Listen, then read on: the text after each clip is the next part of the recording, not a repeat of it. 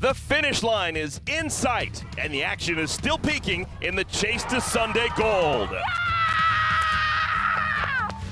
New names are emerging and pushing to the top with power,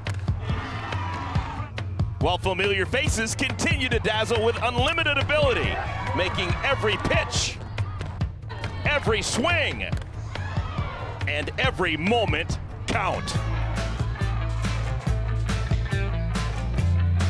Welcome everyone, Athletes Unlimited Softball presented by our official sustainability partner, Aspiration. A full day of softball here in Rosemont, Illinois. We've already played one, now we're getting ready for another. Parkway Bank Sports Complex on a sunny Saturday afternoon. Things are getting tense.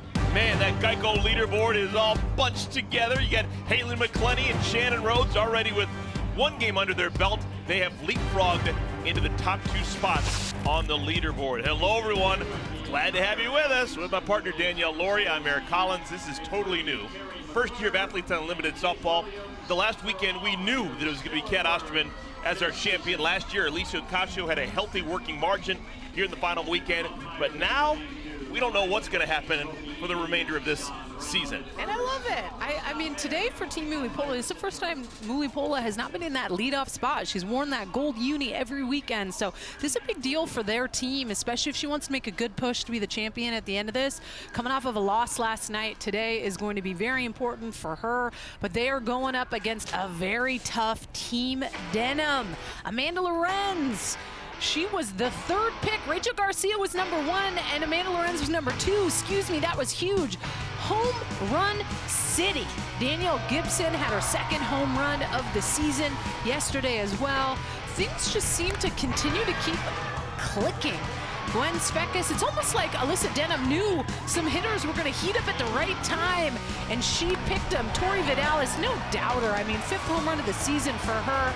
She recruited some pop and power, and she performed well in the circle. And Team Mulipola looking to stop that momentum for Team Denham. 8 home runs for Mulipola. Shannon Rhodes hit her 8th yesterday. And honestly, Team Mulipola has been a force to be reckoned with every weekend. She has had 3 home runs in the last 4 games, and she just doesn't hit a homer. She hits absolute lasers. I mean, still has the longest home run hit in Athletes Unlimited history. A 330-foot shot can go oppo taco. I mean, Mulipola, you're in the driver's seat if you want to be. Third member of our crew is Key Michael. She is everywhere in the same place all at the same time. Key, where are you at right now? What's going on? I'm down here with Sam Fisher, who's still signing autographs from the last game. So much chaos, so much excitement, so many fans here, and I love that. So I hope we get to chat to somebody later on, a family member maybe, so stay tuned. Awesome stuff. Thank you so much, Key. We have got a chance to see the young right-hander, second-year pro from James Madison. Odyssey Alexander is going to get the start. Odyssey's actually been effective with a bat in her hands in recent games.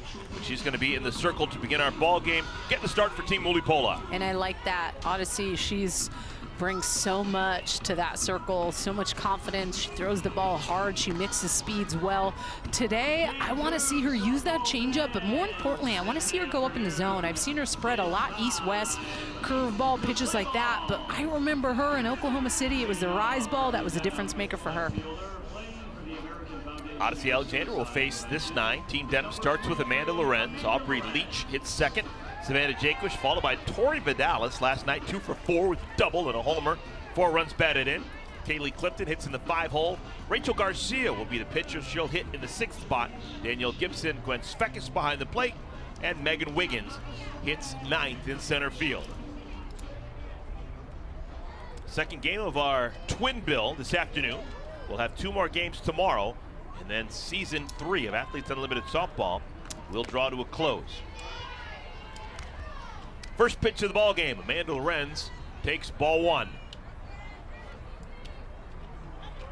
Lorenz, a .273 batter with 3 homers, 13 runs batted in. Leads the league with 12 walks drawn. Amanda is used to leading the league in different categories. Last year she led the league in runs batted in, had 16.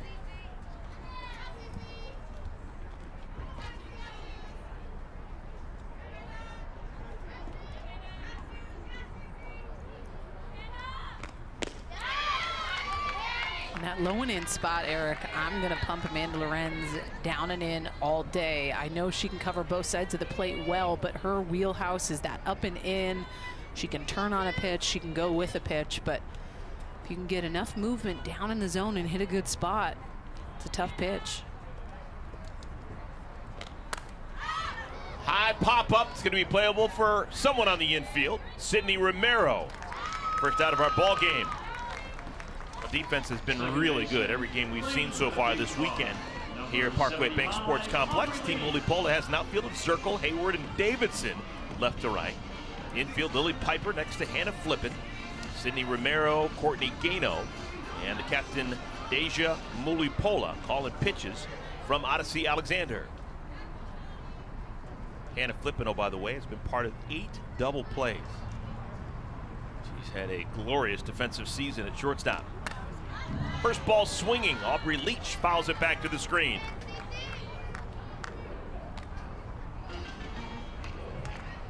"15 hits on the year for Leach, 15 for 39. Began the day 15th on the leaderboard, 15 out of 60.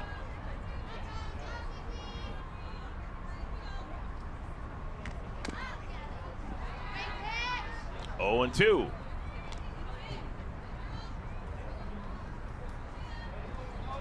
Now, don't blink. You never know what you're going to miss. We had all 3 of the runs combined scored in our first game in the first 2 innings.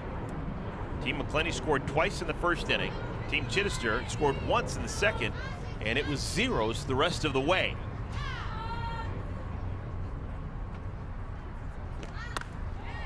Shortstop Flippin throws out Leach, 2 down. The third baseman playing for the Goteal Ovarian. Folks, we've got some important information to relay to you. We have MVPs. We know who they are. MVP 1 in our game 1 is the rookie Peyton St. George. Came out of the bullpen through 2 shutout innings, and she gets the plus 60. Maggie Ballin actually got the win. She pitched 3 shutout innings. She's MVP 2. And Sam Fisher, who had the RBI double in the first inning, she's MVP 3. The pitch by committee, I think, was kind of changed the game. Think about switching it up and having Maggie Ballin throw for a little bit and then bringing in Peyton St. George late in the game.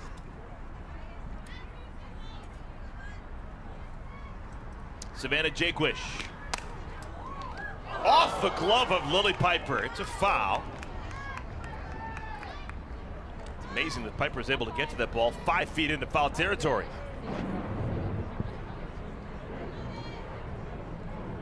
Oh, so close. Does the rule apply? You touch it, you catch it? Not on No. that one.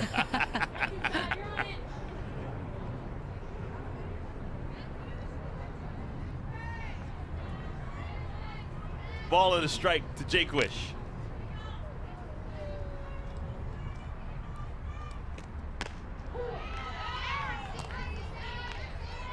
Alexander has her set up, 1 and 2. Jaquish began the day 8th on the leaderboard, 8 out of 60. 410 batting average for Jaquish. Still an opportunity to win a batting title. Deja Mulipola, the best batting average right now at 425, but Jaquish not too far behind at 410.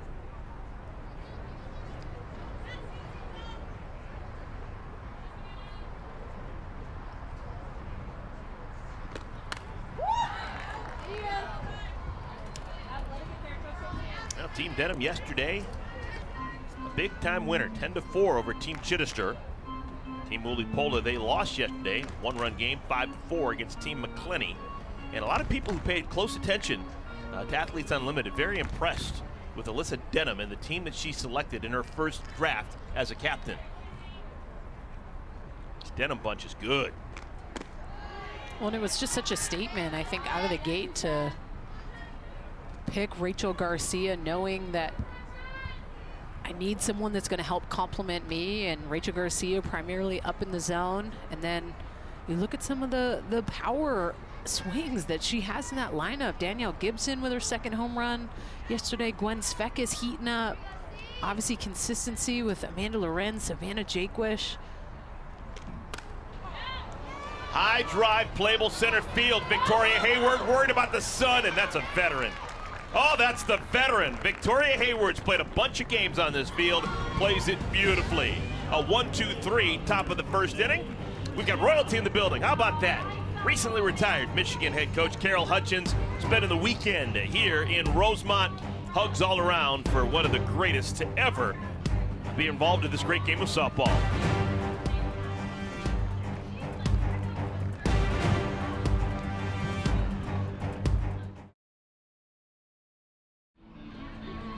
Scoreless first inning, Team Denham, they go 3 up and 3 down against Odyssey Alexander. And now it's Rachel Garcia's turn to get into that circle. She's the starting pitcher here in Game 2 of this weekend for Team Denham. Well, and leads this league in strikeouts, innings pitched. She's been consistent in that circle. Everyone knows Rachel Garcia and what she brings to the table. Throws hard up in the zone, great curveball, rise ball. Has a little bit of a change she mixes in every now and again. 1 ball and 1 strike. Victoria Hayward leading things off. Hayward followed by Sydney Romero, the captain Deja Mulipola, Flippin, Davidson, Piper. And the other Romero, the elder, Sierra, hits 7th. Odyssey Alexander is going to hit for herself in the 8-hole. And Morgan Zirkle bats 9th. Sydney had a nice day yesterday. Sydney Romero leads the league in doubles. Ball and 2 strikes to Hayward. Vic began the day 17th on the leaderboard.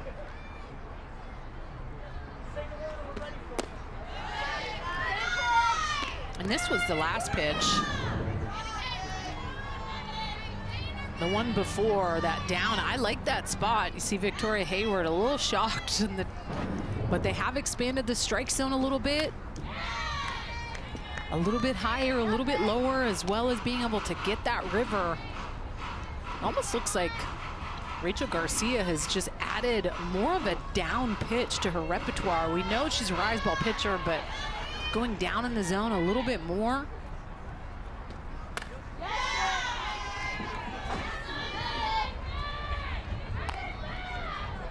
Victoria Hayward has been with Athletes Unlimited since the very first moment. 3rd-year pro here with Athletes Unlimited after a long professional career, National Pro Fast Pitch. Rachel Garcia, this is her first go-around with Athletes Unlimited. We saw her out in San Diego for AUX softball. That was back in June. And similar to what we've seen here, she just seems to get better throughout the course of every season. Great at bat for Hayward. She begins the bottom of the first inning with the walk. That is a +8 for Vic and good speed aboard. Defensively, Team Denham, Lorenz, Wiggins, and Danielle Gibson in the outfield. Infield of Jay Quish at 3rd, Clifton at short. Right side is Leach and Vidalis. Gwen Svekis behind the plate.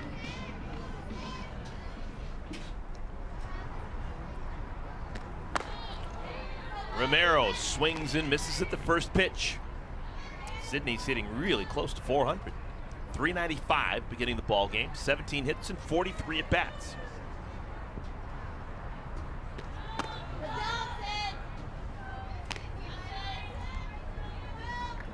Sydney's going to spend her fall, winter, and spring in Durham, North Carolina. Assistant coach at Duke University, working with Marissa Young. It's a great opportunity to be able to get a Sydney Romero. Obviously played at Oklahoma, been around Patty Gasso, learned a lot about the game. So to be able to go to Duke, and I was covering the Super Regional. Duke was so close, but just couldn't get past UCLA. They're a program that are going to do some damage here. Sydney Romero is there to help.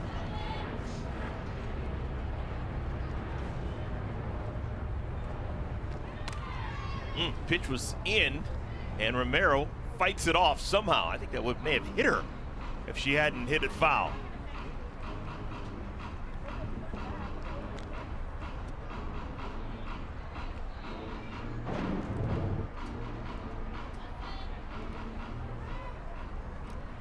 Defensive swing. Yeah.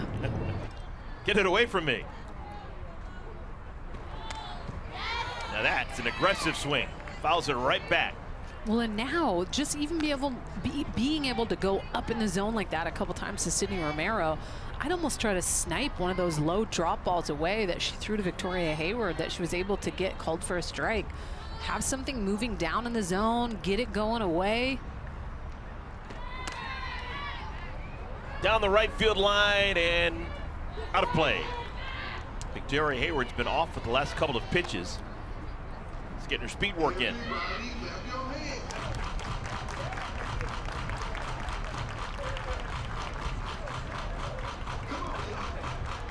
So Victoria Hayward walked on a 3-2 pitch from Rachel Garcia.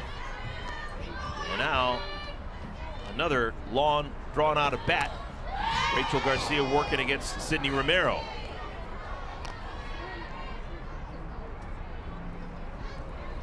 This is how you're getting points. Those stat points mean something. Singles, doubles, triples. You're gonna get -10 for the caught stealing. So we have not seen as many stolen bases this year. Walker hit by pitch, you're gonna get 8. Vic had been leading this league and got caught. Down the left field line, it is foul. That wasn't foul by much. 5 consecutive foul balls off the bat of Sydney Romero. And this one was close to being a double. Great angle. I saw chalk. Just kidding, I saw turfed foul. Another sprint by Victoria Hayward, has to go back to first base. World-class athlete.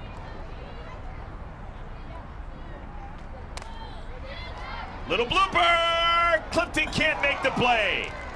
Sydney Romero earned it, and Lorenz muffed the ball, and it will allow Hayward and Romero to take an extra base. Small mistake, but it's going to be costly for Team Denham. Single with both Romero and Hayward advancing on the error.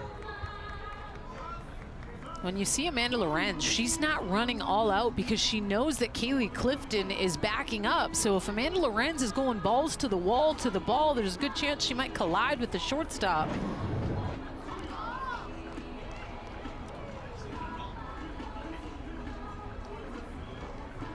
So we've got runners on at second and third, nobody out. Garcia's already thrown 18 pitches. Things are not going well right now for Team Denham.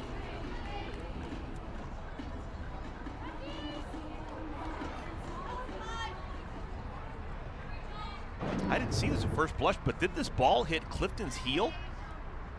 I think it may have hit her heel, and that's why it bounced away from Lorenz. No? No, it hit the turf and bounced. Okay, sorry.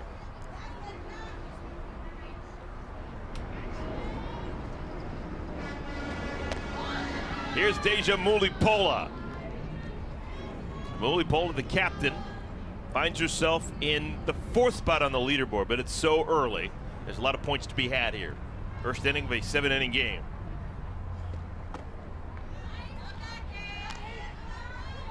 Infield is in all the way around against one of the most powerful hitters in the world today. Mulipola is 42 points out of first place. If she hits a home run here, she'll be in first place for the rest of the day. Homers are worth 40 points, and her team would win the inning. So a homer here would be plus 50.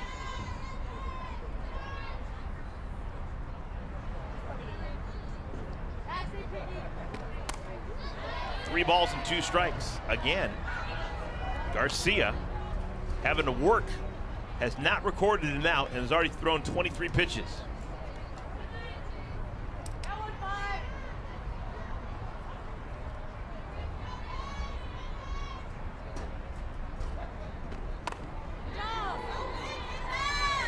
How quick must you be to be able to turn on a 69-mile-an-hour pitch like that? I know, it's trying to figure out where to go. You have an open base, but you don't want to walk bases loaded, none out. You got a 3-2 count. Second walk allowed by Garcia. Runners on at every base. Nobody out here in the bottom of the first inning.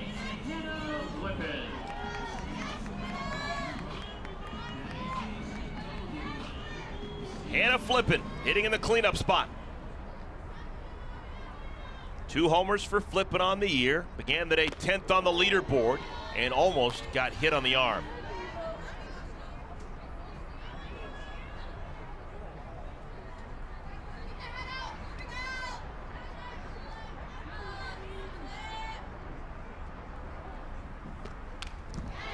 What a big swing for Flippin.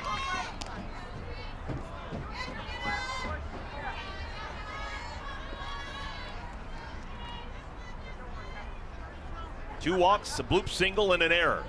Bases are loaded.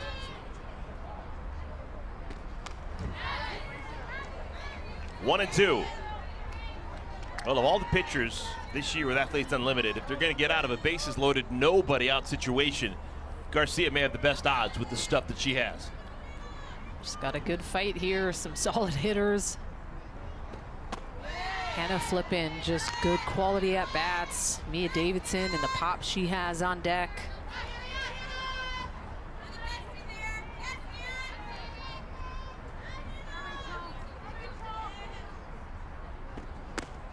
Oh, 3 and 2. Garcia has gone to 3 balls and 2 strikes on 3 of the first 4 batters that she's faced. Yeah, I think this is a pitch that needs to be called, expanding that zone, getting the river. Called strike 3.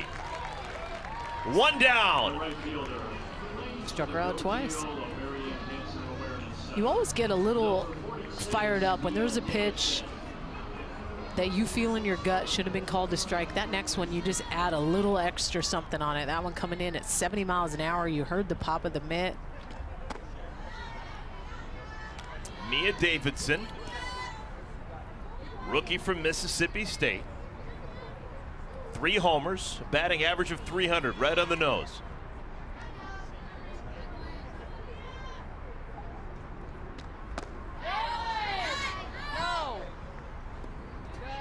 Two of the best college players Division I has seen over the last half decade. Doing work, Garcia and Davidson. Good hold.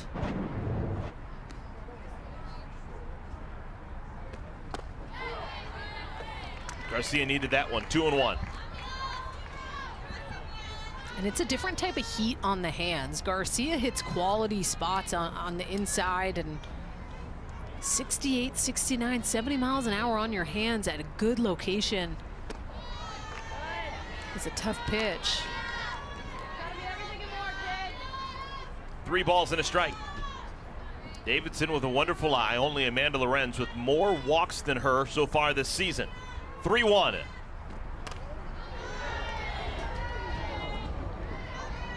Hey, you don't hit 92 homers as a college player by put the bat on your shoulder. 3-1.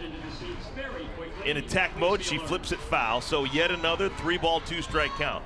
4 of the first 5 batters have had a full count against Garcia.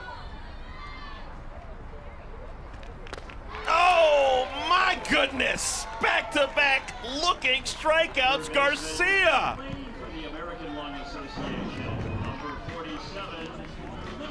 Really pretty pitch. Wow, in the inner half. And that's back-to-back frozen Ks, just eating up those righties. This would be a kick in the pants if Team Denham gets out of it.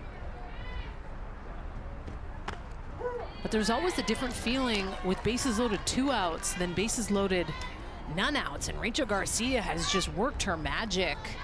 Stepped up. Yeah, she's thrown a lot of pitches this inning, but has worked herself kind of back in it here, and an opportunity with 0-2. If she gets out of this, I don't think I've ever seen a 40-pitch inning where no runs are scored. This is close to impossible. 0-2 to Piper. Oh, that's a fair ball. Jaquish throws out Piper, and the side is retired. How did she do that? Houdini like that. Rachel Garcia posts a 0.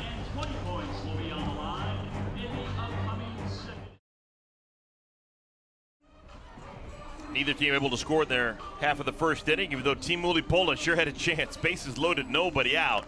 But somehow Rachel Garcia gets out of it. The second inning will be worth 20 points, whoever wins it. The Wnba Playoffs roll on Sunday afternoon with a pair of Game 1s and best-of-5 semifinals. You got the Aces taking on the Seattle Storm, 4 Eastern, 1 Pacific on ESPN. Then you got the Sun taking on the defending champion, Chicago Sky. Allie Quigley, Courtney Vandersloot, Candace Parker, that's 8 Eastern, 7 Central on ESPN2. Both games are also available on the ESPN app, so you can watch anywhere. That was a long bottom of the first inning. Tori Vidalis will lead off our second inning, feeling really good about herself this weekend. This was last night, turned on a Sydney Littlejohn backdoor curve. Apple bottom jeans.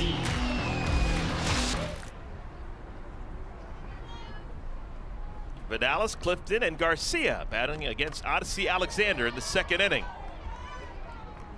Odyssey had an easy first inning. Pop out, a ground out, and a fly out.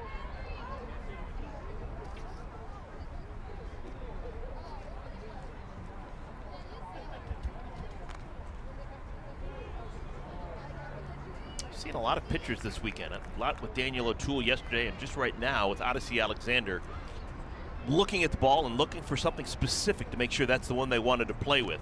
What were some things that you looked at, Danielle, when you were playing to make sure that that was the ball that you liked? Brand new balls just aren't good.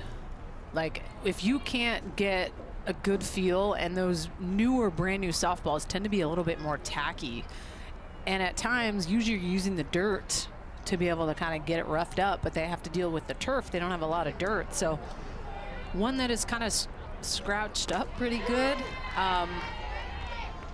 Us pitchers, we're a little kooky. Like, we're looking for like a lot of different things. Like, I'm looking at the label of the ball. I'm looking at like where my hands go on it.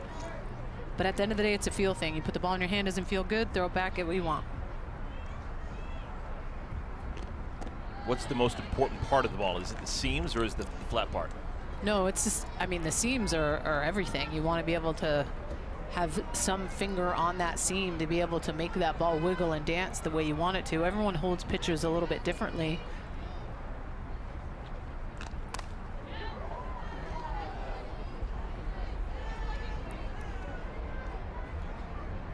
Well, we've been playing Athletes Unlimited softball for 3 seasons now, and the person who has scored the most points in the history of Week 5 action, the final week of Athletes Unlimited softball, you're looking at her. Tori Vidalis, 1,038 points in the final weekend of Athletes Unlimited softball, now for a 3rd year. Don't tell me what you hit, tell me when you hit. End of the year, Tori Vidalis getting stronger.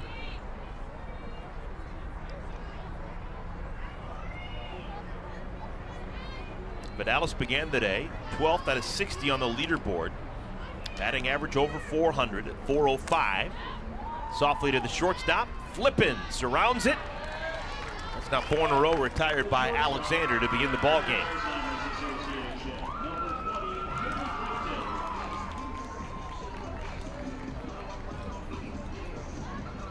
Athletes Unlimited on ESPN is sponsored by Aspiration, the global leader in sustainability as a service.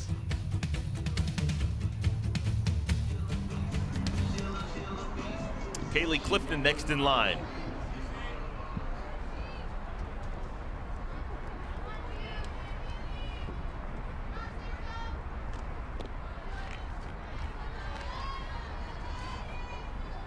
Both Clifton and Alexander from small towns.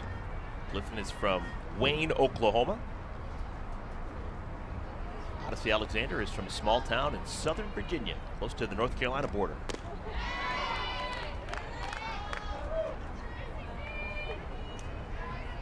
Love seeing the smile on the hitter's face when they whiff at a changeup pretty good.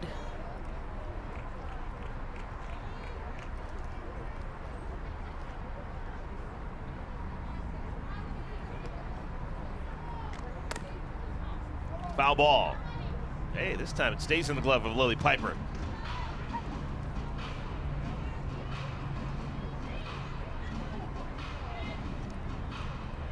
Earlier today, we saw a 2-1 ball game. Team Mcquillen defeating Team Chittister. Team Chittister won just 1 inning. That was the 2nd inning. So 6 of the 7 innings won by Team Mcquillen, and that's 60 points. Then they won the game an extra 50. Everyone on Team Mcquillen just 110 points in inning and game points. Romero took her eye off the ball. First base runner for Team Denham, a 1-out opportunity. Clifton on at first. We'll see how that one's ruled. It's going to be an error on Sydney Romero. And that's just kind of one of those plays. The only way that you're going to be able to get it is on the hop. She wasn't going to be able to get it in the air. As she went to go to the transfer, just did not have it cleanly. Here's Rachel Garcia. This is some old school softball.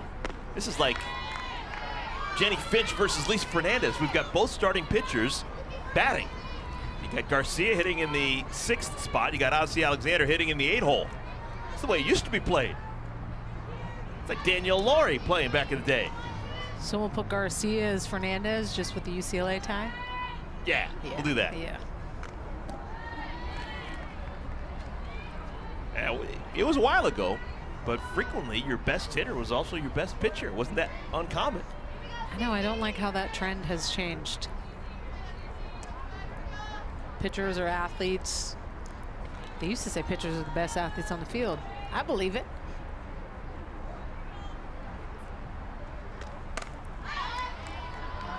Nowadays, I feel like pitchers are told not to do anything else but pitch. I think that's a coaching issue. Wrap yourself up in cellophane. Just protect yourself. Just be a pitcher, when in all reality, you're an even better pitcher when you play other positions and are athletic in other ways, play other sports.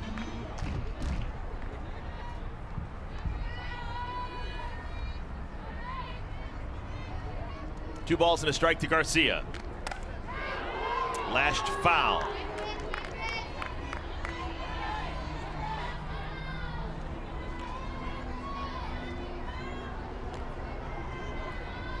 Now we saw how being able to be useful with a bat in your hands was helpful a year ago for Alicia Ocasio.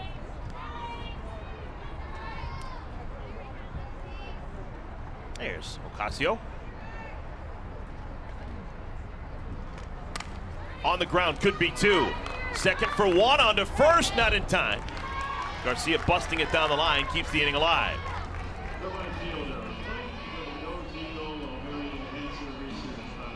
So Garcia replaces Clifton on at first base. And what that will do is Garcia, who had that extended first inning, throwing 40 pitches, she's gonna have to run the bases now and stay out in that hot sun as opposed to going into the dugout and just relaxing. Danielle Gibson. One of 3 Danielles in this year's field, 3 out of the 60. You got Danielle Gibson, Danielle O'Toole, Danielle Watson.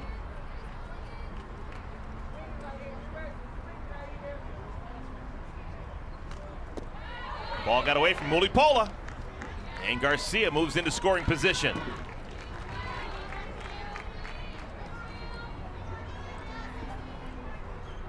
Scored a wild pitch.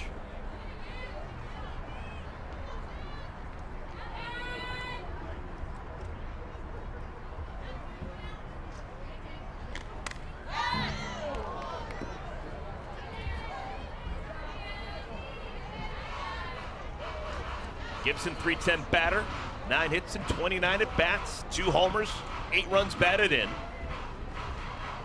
Chokes up just a smidge on that bat.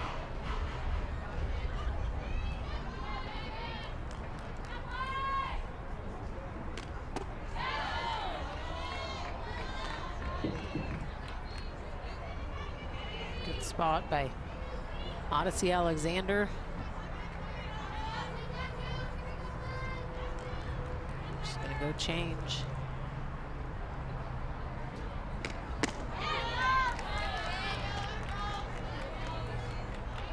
And I really remember Odyssey, especially in the World Series a year ago.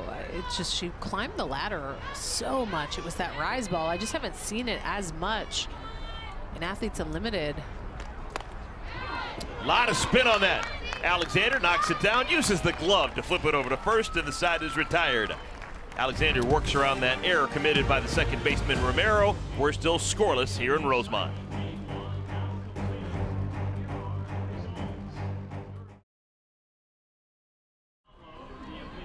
We are scoreless after an inning and a half. Team Denham, Team Mulipola.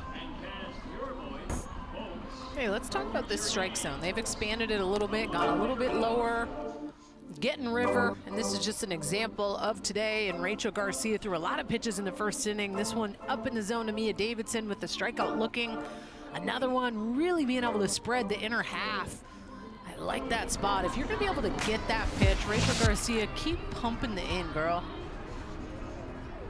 Well, AU softball fans, if you'd like to win an autographed ball signed by Rachel Garcia, who wouldn't? Now you can. Go to auprosports.com/sweepstakes to register to win today. No purchase necessary. Other restrictions may apply. All right, Danielle, as a former hitting pitcher, if you finished the previous inning at second base like Rachel Garcia did and didn't get much of a break, did it ever affect you the next half inning when you're in the circle? No, it did not. It's all mental. I mean, pitchers are athletes. Rachel Garcia, Odyssey Alexander, all pitchers are, but those hitting two-way players, it's just another day at the office for them. Second base, you run in, you do your routine, you grab your stuff, you head back out to the circle, and at times I think the most challenging thing for pitchers is when you have 20, 30-minute innings and you're on the other end of it, meaning Rachel Garcia, when she was out there throwing, Odyssey Alexander was hanging out for 25, 30 minutes. Sometimes that can be a little bit hard for pitchers, but it is toasty here and the weather's nice, keeping the arms loose. 1-2 strikes to Sierra Romero.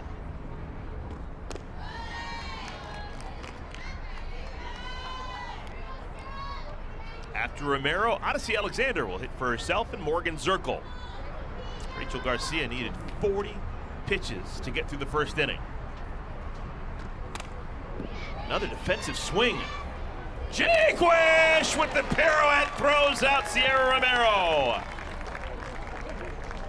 Savannah Jaquish has flashed the leather here in 2022. And this was a jam job. I think this was a great job by Savannah Jaquish to take the initiative to cut this ball off. Not that Kaylee Clifton couldn't have made the throw, but I think Sierra Romero has speed up the line. And Savannah Jaquish was able to create some momentum with that little spin move. All right, it's 1986 all over again. We've got two good hitting pitchers facing each other. Garcia pitching to Odyssey Alexander.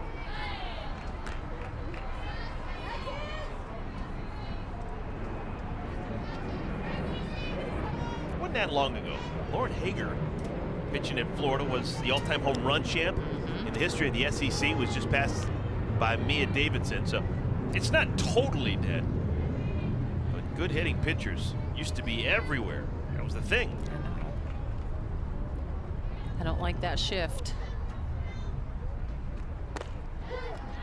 I mean, 70 miles an hour. At times, it's almost like pitchers are just put in bubble wrap. Like, what's that going to do? Make them athletes. Allow for them to understand what it's like to step into the box against a good pitcher, figure out the plan of attack. Just little things like that. It's a good swing by Alexander.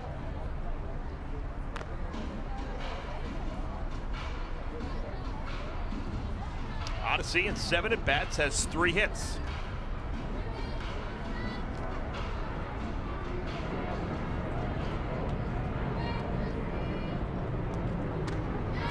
Garcia, her third strikeout, 2 down. First non-looking strikeout.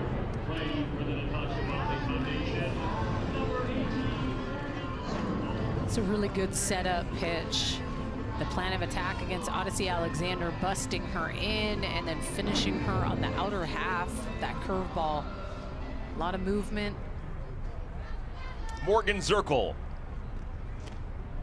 Zirkle has finished in the top 10 in every variety of Athletes Unlimited softball that's been played.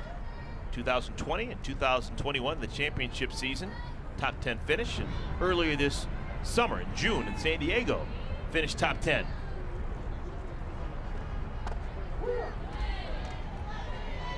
One ball and one strike.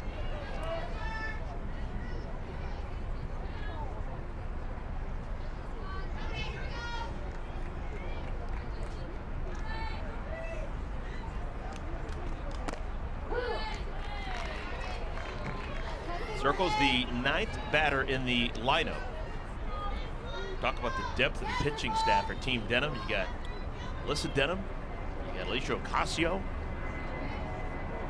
It's maybe the last batter we see from Garcia for a while. So we're gonna go second time through the order, and maybe Alyssa Denham wants to change to the lookup second time through the order.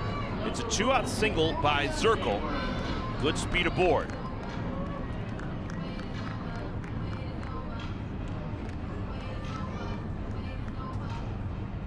So it takes Garcia 55 pitches to go through the lineup for the first time. And now she'll face Victoria Hayward for the second time. There's Denham in that dugout. She had been throwing in the bullpen, so she's ready to go, you'd imagine.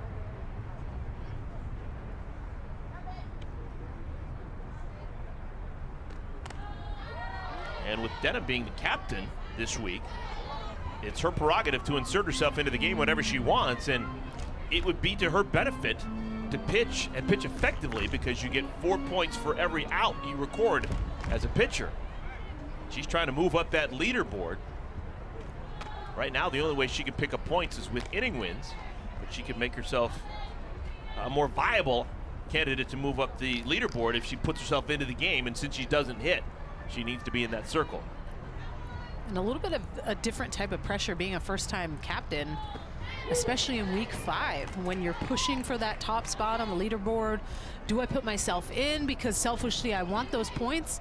And it's not bad to say that. You're the captain. You've earned that. If you want the points and you want to be out there, you can call your name. Popped up. It's going to be playable for someone. Jaquish makes the play, and the side is retired. So after a taxing first inning, Rachel Garcia cruises through the second. 30-point third inning when we come back to Rosemont, Illinois.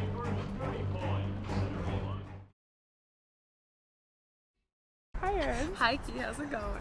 So we have so many talented players on the field, but I think people don't realize how many talented people we have at AU, period, and you're part of our video crew. Do you want to explain your job? Yeah, of course. So for video, we just highlight the players, whether that be shooting game action, shooting behind the scenes. It's a really cool job because we get to obviously interact with the players and also support women's sports and just make fun, cool content. Well, I'm lucky enough to even get this opportunity. I'm a freelancer, and it's just the coolest thing to empower these women to keep doing what they're doing, and just seeing everyone else that comes out to do the same thing. It's just the coolest experience. All the banger videos you see online? Aaron. Me and the crew. It's really fun. Video squad. Yes. Love that. Thank you. It's been a special 5 weeks here in Rosemont as we watch the third championship season with Athletes Unlimited Softball. And as we begin our third inning, we're going to have a pitching change. Bit of a surprise. Team Mulipola, they bring in Carrie Eberly to replace Odyssey Alexander. And I feel like we haven't really seen Carrie Eberly as much as we normally have. I mean, she was in the captain's chair earlier on this season, threw a lot, has that heavy drop ball, does a really nice job of nibbling corners, good changeup. Big opportunity here for Carrie Eberly. So Eberly replaces Odyssey Alexander in the circle, but Odyssey remains in the game. She's now moved over to first. Gwen Svekis, Megan Wiggins, Amanda Lorenz batting here in the third. This is a 30-point inning.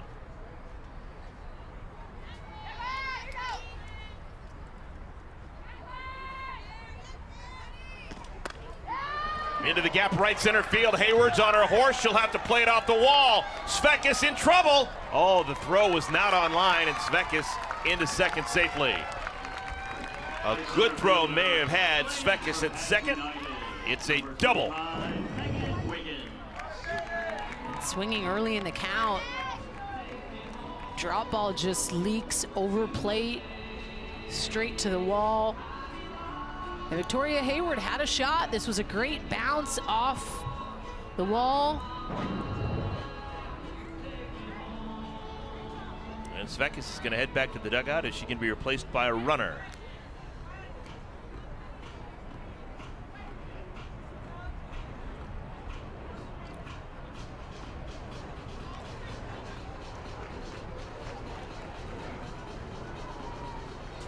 Well, fans, it's time to earn points just for watching. If you're an Unlimited Club member, enter the code on the screen into your Athletes Unlimited app to earn points and move up the leaderboard.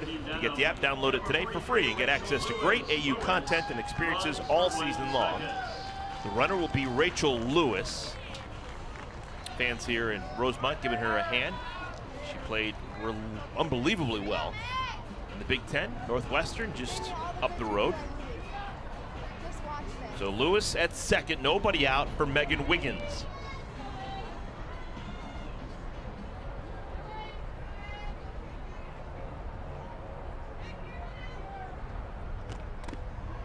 Trying to take it with her, that is a foul ball. I think that was planned. I only say that because Megan Wiggins was up talking to Rachel Lewis before she headed to second base. I think that was part of the plan, and letting her know, hey, I'm gonna drop that bunt. And why not? I mean, Megan Wiggins in a sack opportunity here. Odyssey Alexander back. On the ground, and Lewis does not attempt to go to third. So an unproductive out. The left fielder, number 23, Lorenz. Man, she's got wheels too. I mean, I don't know if Hannah Flippin intimidated her by the way that she was moving towards her, but if that ball's hit to the right side, get off the bag, use your speed. Lorenz swings at the first pitch, maybe the first time all season long. That advances Lewis over to third, but it's now 2 down. Second baseman, number 75, Aubrey Leach.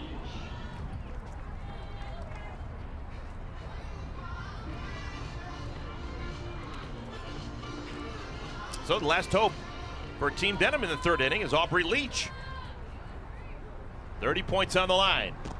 Leach, a little bunt. Oh my goodness! Somehow Carrie Eberle's gonna get out of this inning. Carrie Eberle gives up the leadoff double, but then gets 3 soft ground ball outs to post a 0. Medals on the line. Final weekend. Athletes Unlimited Softball.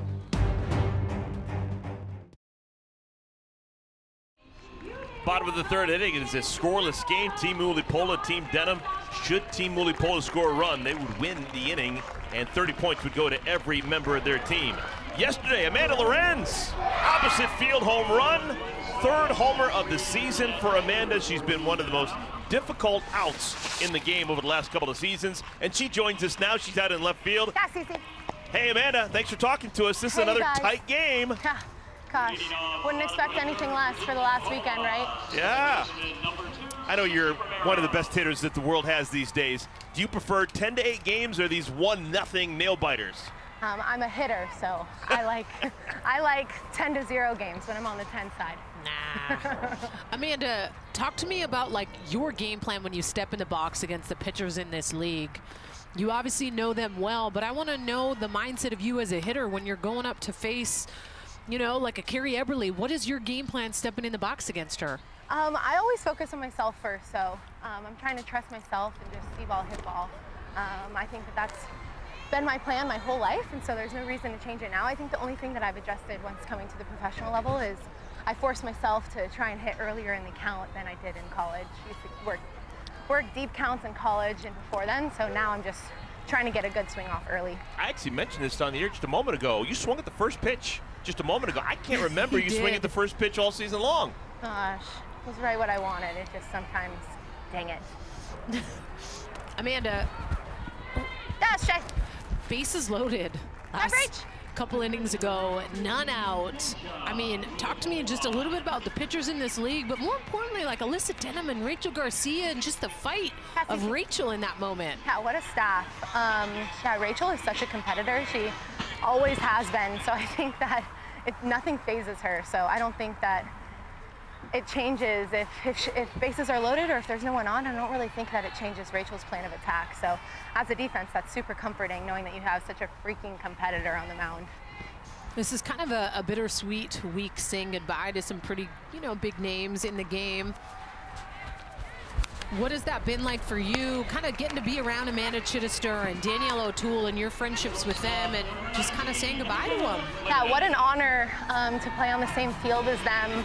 I mean, Chitty is just an absolute professional in everything that she does.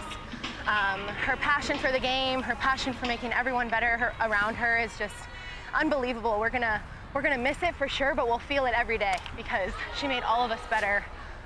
So I'm just thankful for all she's done for the game and leaving it better than she found it.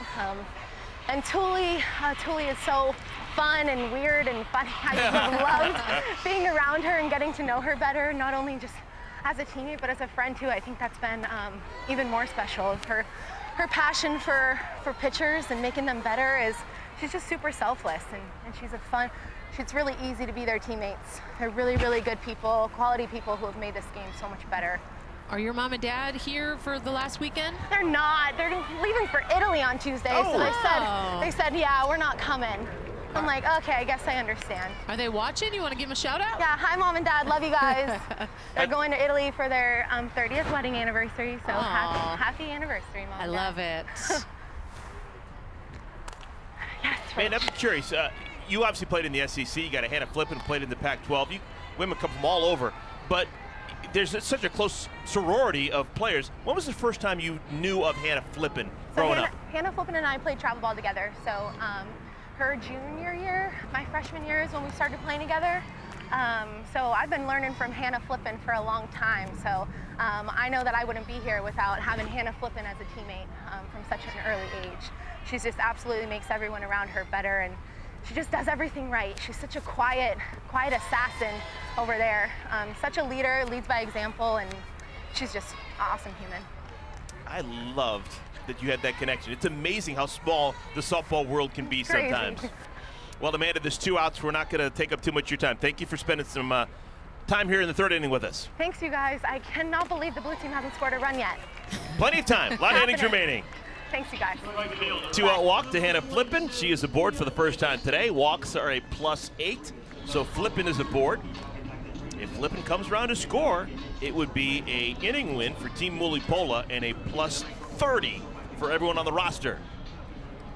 Well, and any time that you have Mia Davidson stepping in, you know something big can happen. She's going to change up her game plan second time against Rachel Garcia. Garcia just pumping the cheddar on the hands, her last at bat. Probably going to spread the zone out. If I'm Rachel Garcia, I go back in and I see what Mia does, and then I... Popped up, home run in a phone booth. A lot of activity for Savannah Jaquish. That is now the 3rd pop-up that Jaquish has caught. Another scoreless frame. To the 4th we go. This inning will be worth 40 points. Back in a moment.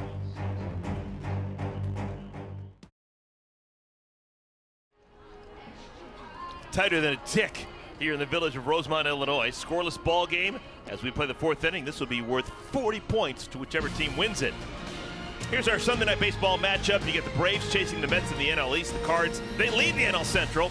Those two teams are going to finish off a big 3-game series at Busch Stadium, 7 Eastern, 4 Pacific on ESPN, ESPN Deportes, and ESPN Radio. Our coverage begins at 6 Eastern with baseball tonight. Sunday night countdown. Key Michael is standing by with Mama Romero, softball royalty. Key, take it away. Yes, Mama Romero and also Sierra's partner Addison, and we are watching out here in the outfield. I know you can't pick favorites, and you never would, but both your players are on the same team, so finally you're wearing one color. Is it awesome seeing them on the same team I this love week? having them on the same team. I mean, just having them play together, really just being here. I mean, my husband surprising me to come out here, because unfortunately he wasn't able to come out with him, you know, going through treatment right now. So me being able to come out and support not only my girls, but all of these fantastic athletes at AU, it's truly a blessing. So. It's awesome having you here. Thank you. And also, can you tell us what it's like for the girls playing, for these women, I should say, being part of Athletes Unlimited? Have they talked to you about what that means to them as athletes and people? You know, playing with Athletes Unlimited, I think, has not only provided a platform for them, but for all of these athletes who, I mean, I just hear nothing but amazing things. And you know, for them to be able to play at this level, to get the coverage that these girls get, and you know, this has been a long time coming. So for all of these ladies, and I hope it just continues to grow, so that the next generation will have the same opportunities as all these ladies out here.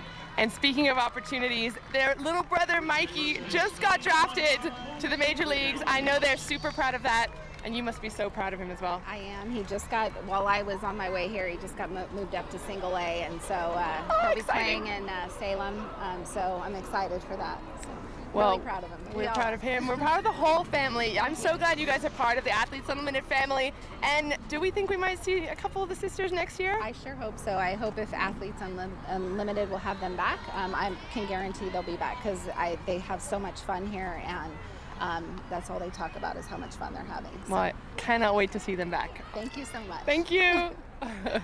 That's some fantastic genes, man. You get 3 pros. Can you imagine the vision in that family? Being able to hit 90-mile-an-hour fastballs, hit 70-mile-an-hour rise balls. Just, can you imagine, Danielle, having a brother playing professional baseball? It just seems kind of odd, doesn't it? I'm messing with you. Yeah, I was going to say. Danielle's brother, Brett, played in the big leagues for close to a decade. So, yeah, clearly there's something in the genetics with bat and ball sports, huh?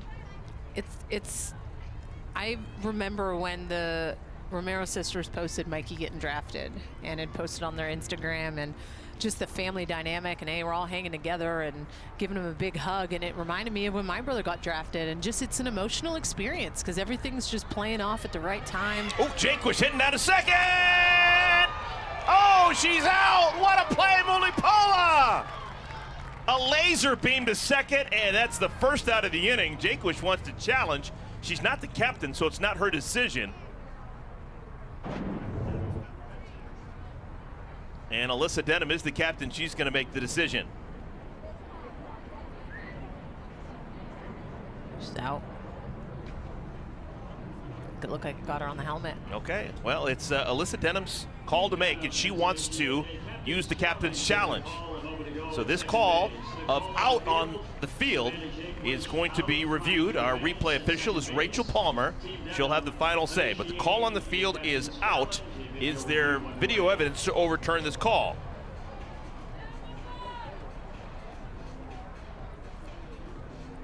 That's a money shot right there. Look at how low Flippin gets. That's what I'm saying. I mean, Hannah Flippin, just to get in the position she's in, and I think it's a bold move for Jakewish. I think that's a smart move to go on that. It went behind the runner. Mulipola had to throw a cannon. All right, here's Rachel Palmer. The call on the field is confirmed. The runner is out at second base.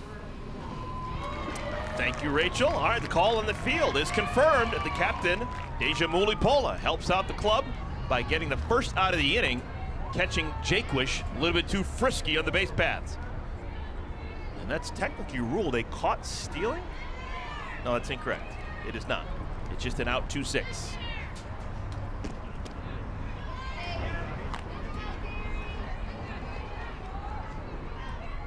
So it's not a caught stealing, so it's not a sacrifice of 10 points for Jakewish.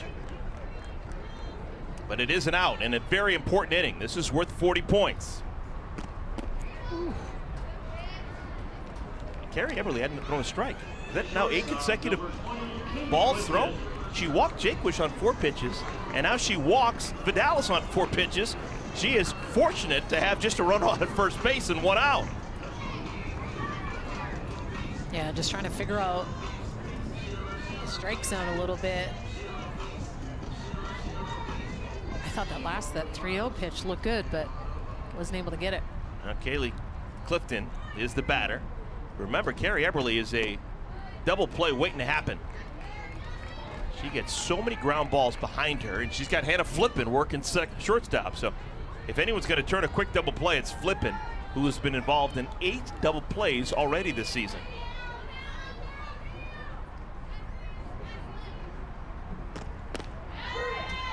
There's a strike. After 9 consecutive balls, Eberly throws a strike to Clifton.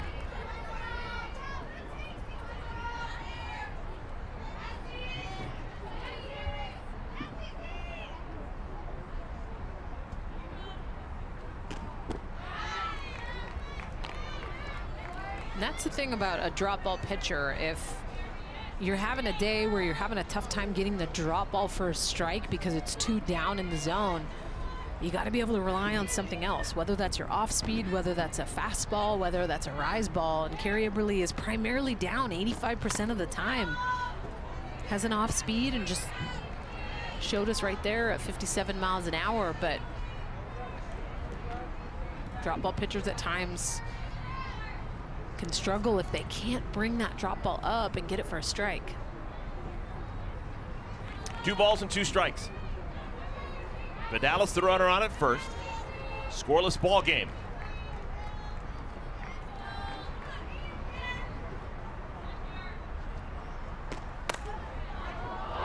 Again, just away from Lily Piper. It's a foul ball.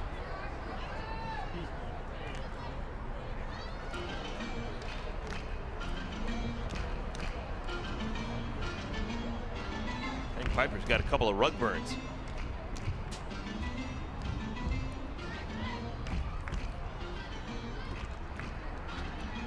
Two balls and 2 strikes.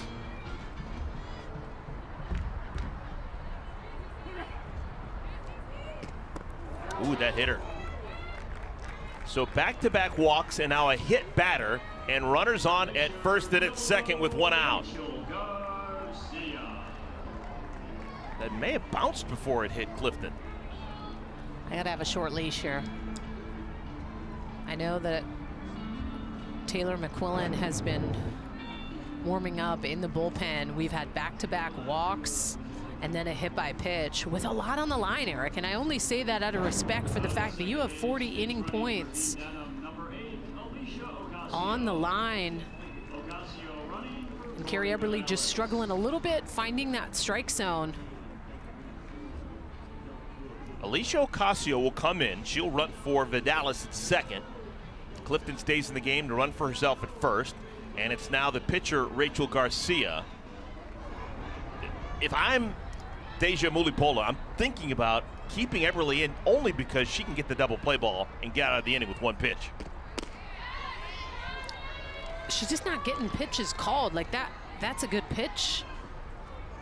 But at times, I don't know if it's just that downward movement or the heavy drop ball. Sometimes the way that her balls look, it's just different than someone else hitting that spot if it's curving. Piper runs down Ocasio for the 2nd out of the inning. And now Eberle is 1 out away from getting back into the dugout unscathed. But the dangerous Danielle Gibson comes to the plate. Yesterday, a homer. Well, and this was right in her wheelhouse. Turns on this pitch.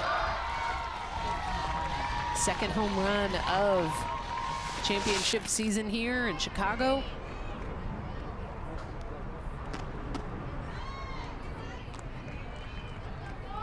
Ball 1 to Gibson.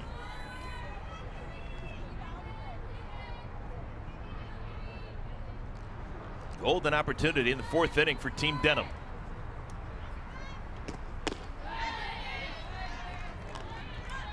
What a frustrating frame for Carrie Eberle.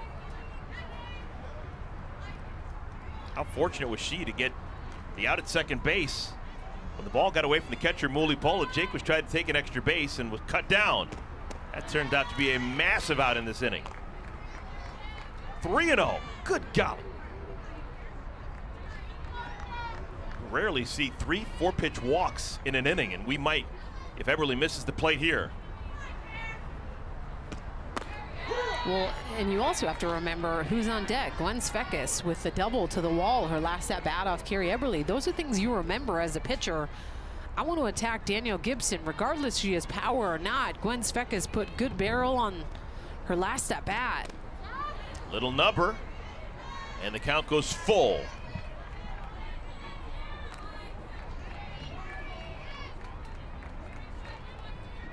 After today, just 1 more day of action, a doubleheader tomorrow, and then we'll crown our champion. So these points are vital for everyone involved. Taylor Mcquillen up in the bullpen.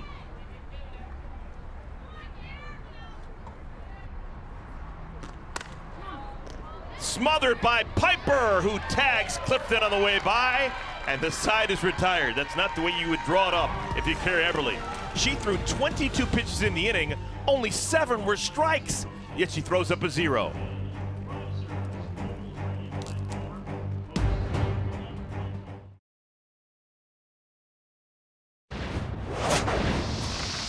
Rather than having to pick a side and commit to it and then not be able to get to that other half. Oh. Let's go! What was kind of the mentality with Team Mulipola this week? Did you guys talk much about leaderboard stuff? Do you talk about that? Hang on. I love it. The magnet continues to work. Good. Hey! You guys, I'm telling you, it's something about the mic and this IFB. I'm telling you. Yeah, now the 3rd year of Athletes Unlimited softball. This has been all about forward thinking, innovation, groundbreaking, cutting-edge stuff for 3 years. And the brains, one of the real movers and shakers behind everything that we have seen, CEO and co-founder John Patrikoff joins us now. And John, this has been just so much fun to watch. This small baby that we had a couple of years ago has now just blossomed into this powerful toddler, and the world has figured out just how magical Athletes Unlimited sports can be. Well, Danielle and Eric, you were there. We were all together here 2020 when it all started. No fans in the stands. What a great day here. 2022 has just been an incredible year for Athletes Unlimited. Incredible to celebrate the 3rd season with AUX. This incredible season, it's just been an awesome new partnership with ESPN. It's been a terrific year for us. John, talk to me a little bit about, you guys just crowned a champion for lacrosse. You guys were there. Talk to me a little bit about how that season went and how you guys felt about it. Lacrosse has been an absolute tremendous success. I mean, there is so much talent at the college level. The fact that they now have a place to play with Athletes Unlimited Lacrosse, it's our 2nd season. It was a race to the finish, similar to what we're going to have here tomorrow.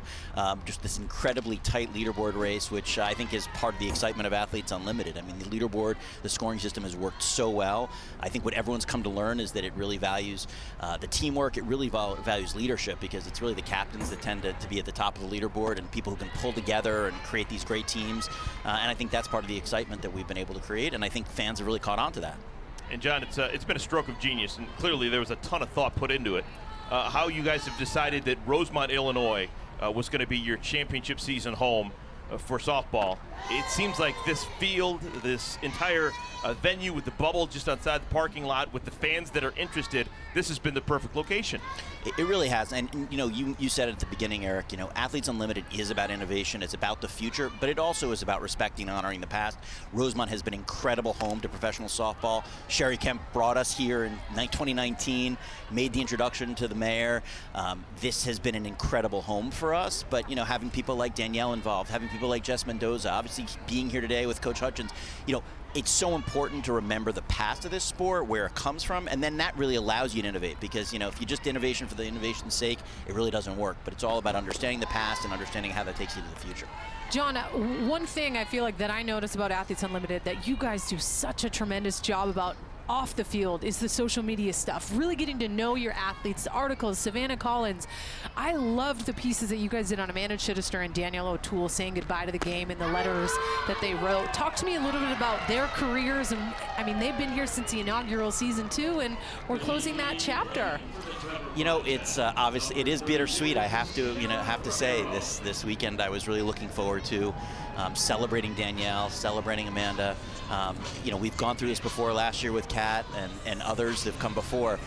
But it's this bittersweet moment when you clearly have players who've had incredible careers. They've contributed so much to the game, and now just being part of it here. I'm just glad that we're able to honor them and give them the platform that they deserve. And I do have to give a huge shout out to our social media team that's puts together great content and really gets, you know, the player. Everyone, fans get to know the players, and I think that's so important. Well, we have a wonderful TV crew that's been here since day one. And one of the things that we have access to is almost unlimited cameras.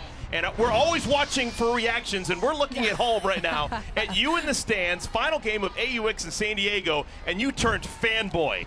You jumped out of your seat, and you were more excited than anyone in the ballpark when Courtney Gano hit that homer to end the season. I never underestimate you guys. You always are able to go back to those archives. It's a great job, but it is true, you know, as much as I'm the CEO, co-founder, along with Jonathan Soros, you know, I feel a lot of pride in what we've been able to accomplish, but I am a huge fan of the sports and the leagues we've built. And I think that's important, you know, remember kind of that core excitement that you get, and hope you don't lose that, because I think that's what makes it special. Oh my goodness, no doubt about that. Amen to that. John, thanks for having all of us involved, and keep on keeping on, man. This is here to stay. It's been so much fun. Well, thank you guys. You guys are a huge part of it. John Patricoff, CEO and co-founder, doing wonderful stuff here. Now, it's almost as if the softball god said, you know what, let's make things as perfect as we can for Athletes Unlimited, because weather-wise, it has been way better than you ever could have expected over the first 3 seasons. We've been so fortunate weather-wise. For some reason, I always remember when I did play with MPF and we would come here and play the Chicago Bandits, that I felt like I was almost going to die with the heat. So I don't know now why Athletes Unlimited is here and these women don't. We've had one really hot day, and that was week 2 when you weren't here, and it was, you know, 95 plus on the field, and they felt it. Odyssey Alexander gave it a ride, but in the wrong direction. Loud strike. I remember in years past doing games here in this building, and it was just a deluge, and you're waiting all day long just to try and see if you can get the game in. So rain is a real thing here in Chicago in the summer months. Not on game days with Athletes Unlimited, apparently. Well, and some always can't hang in the heat, meaning we're getting in here. Kobe, is the air on? Is this, I mean, that sounds like me. You're just in this AC booth up here, living your best life. Odyssey Alexander struck out her first time against Rachel Garcia, who apparently is getting stronger. Remember, Rachel Garcia needed 40 pitches to get through the first inning. Oh my! Odyssey is drilled. 68-mile-an-hour heater. That's one of the reasons why pitchers don't hit a lot. Is gotta take care of that body. And honor among thieves. I know that Odyssey is saying, you didn't mean to hit me with that pitch. Not at this point in the game. Not with 40 points on the line. Nah, she said, wait till you get up. Just kidding. But kind of grazed that Evo shield, but still got a little bit of the top. It doesn't feel good. 69 miles an hour. You're going to feel it even if it hits the Evo shield or not. I'd say +8 for Odyssey Alexander. And we're going to have a pinch runner, it looks like. Aaliyah Andrews will give Odyssey an opportunity just to get out of the sun and think about things. So Andrews is aboard, 2 outs.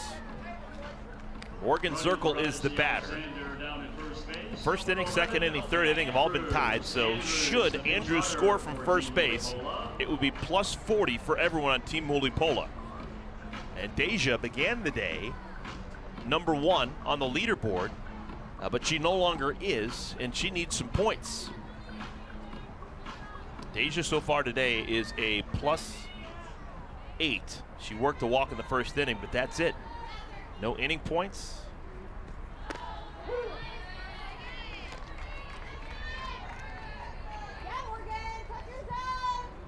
Strike 1 to Zirkle. She's singled back in the second inning. 2 homers on the year for Zirkle.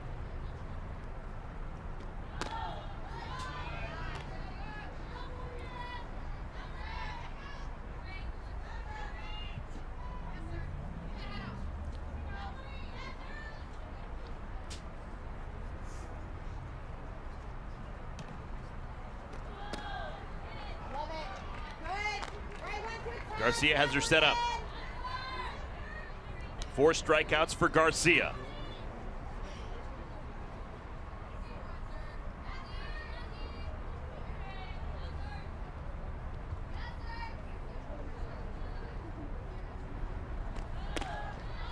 Good spot. Keeps it down in the zone. Remembers Zirkle's swing on that last pitch, and that's when you know a pitcher's just dialed in on location. Gets a big swing from Zirkle, the last one, puts it in that exact same spot. See if she makes an adjustment. Lifted in the air, foul territory, and out of play. The Unlimited Club provides great benefits, including voting on league decisions, interaction with players, signed items, and more. For more information or to join today, go to auprosports.com.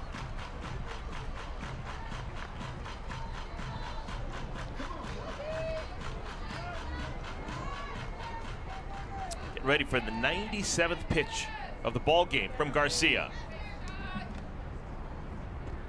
Oh my, what a changeup.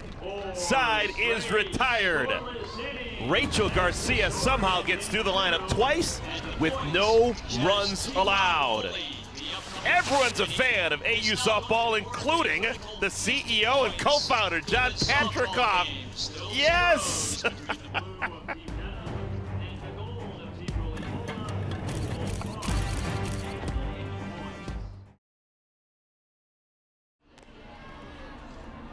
A combined 3 hits, but no runs as we play the 5th inning. Team Denham, Team Mulipola, this inning is worth 50 points. For every run during this year's Athletes Unlimited softball season, Aspiration is planting 10 trees. Heading into this 5th and final weekend, 2,430 trees have been committed to this season thanks to Aspiration's support. Wnba, Megan Wiggins, and then the top of the order, Amanda Lorenz, batting against Carrie Eberly. Eberly was all over the board an inning ago, but threw up a 0. Svekis, deep to left, got a homer! First run of the game comes in the 5th inning.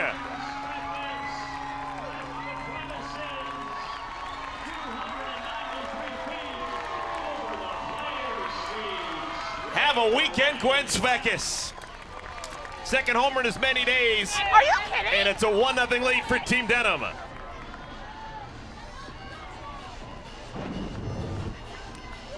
First pitch swinging, goes down, not fooled by the drop ball. Turns on it. Carrie Eberly knows it right off the bat. The thing to me, Eric, is she had a liner to the wall on a double her last at bat, swinging at first pitch in the count. Throw something off the plate, especially like we as pitchers know when someone's feeling it off of us. Like we just, you know that. So you can spread the zone. You can pick and choose when you want to get ahead of hitters and when you know they're putting good swings and you want to try to get them to chase. Megan Wiggins batting. And Wiggins has a gapper. Right center, it'll make it to the wall and rattle around.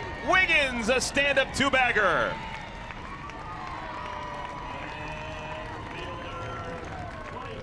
So Team Denham, they've broken the seal and now looking for some insurance. Elevated pitch up in the zone. Turns on the wheels, 20 points for Megan Wiggins. Momentum continuing to flow here for Team Denham. So these back-to-back extra base hits by the 8 and 9 hitters in the lineup. Taylor Mcquillen looks like she's going to come out of the bullpen and come into the ball game. So we will have our 3rd pitcher of the game for Team Mulipola.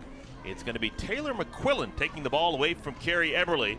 For the first time today, we've got Team Denham on top, courtesy of Gwen Svekis.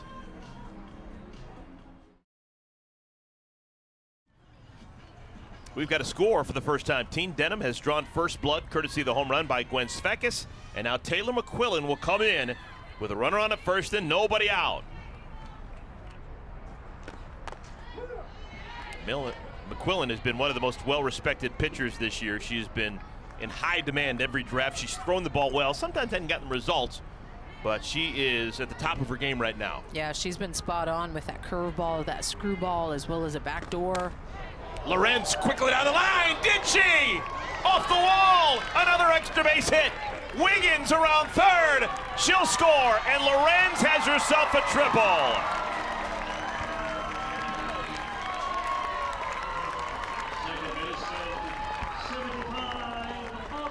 RBI triple, Amanda Lorenz. It's a 2-0 lead.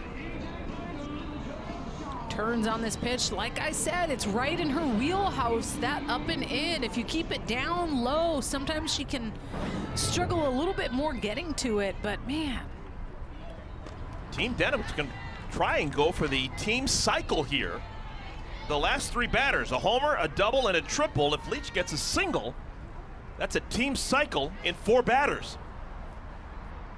You can tell what I'm rooting for. 1 ball and 1 strike to Leach.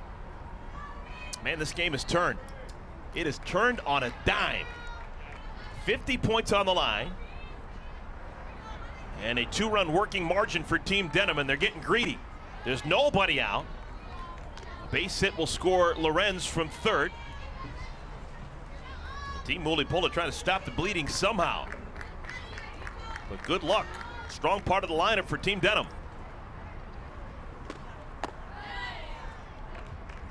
Three and one.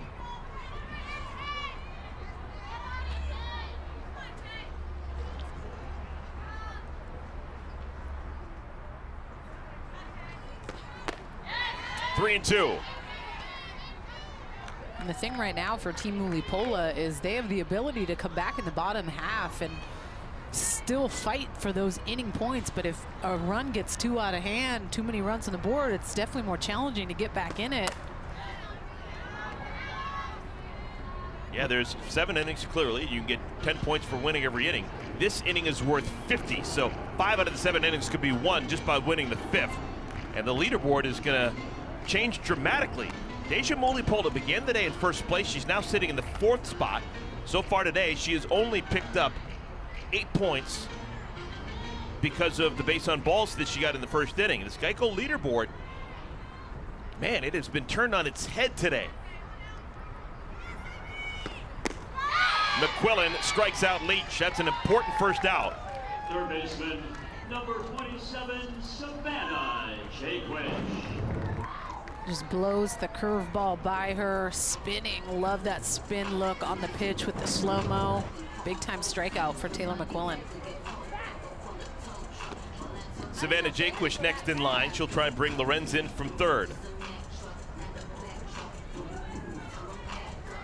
Homer by Svekis, double by Wiggins, RBI triple Lorenz.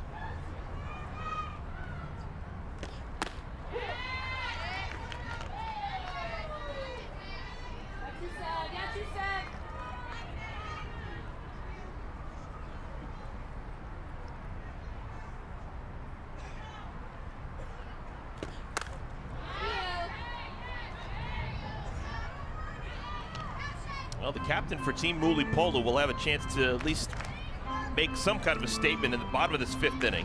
Deja is scheduled to hit third. Team Mulipola will have Hayward, Sydney Romero, and Deja Mulipola batting in that 5th inning. I wonder who will be pitching for Team Denham. Garcia's done a great job to get through 4, but do you trust her in the 5th inning when you got Alyssa Denham a possibility? Yeah, I don't know. Part of me brings in Denham. I would bring myself in. I would put Garcia out for 1 more, and then I would say I'm coming in for 6 and 7. Okay. It'll be Garcia's 3rd time through the lineup. Jaquish trying to give her some breathing room.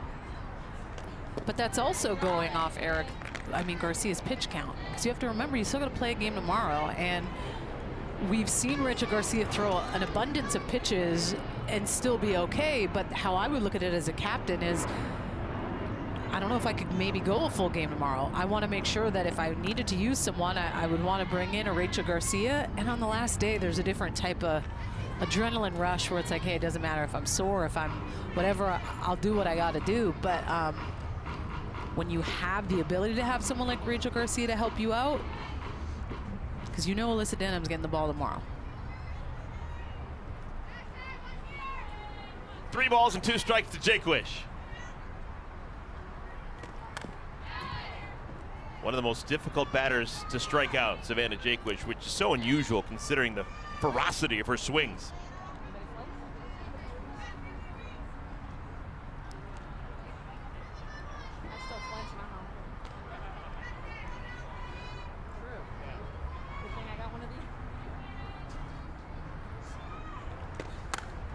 High pop-up, foul territory.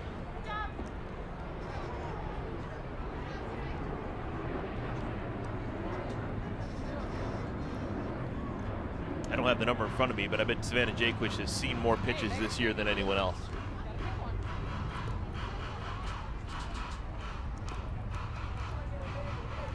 Such a difficult out.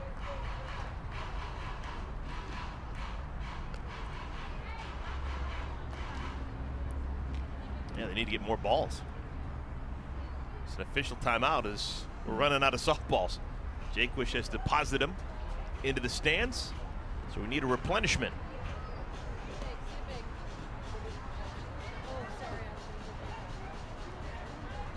Now this 2-run lead for Team Denham almost seems like a 7-run lead. The way that Team Mulipola has struggled.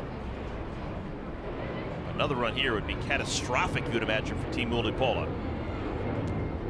3-2. Off-speed pitch, and Jaquish just hung tight.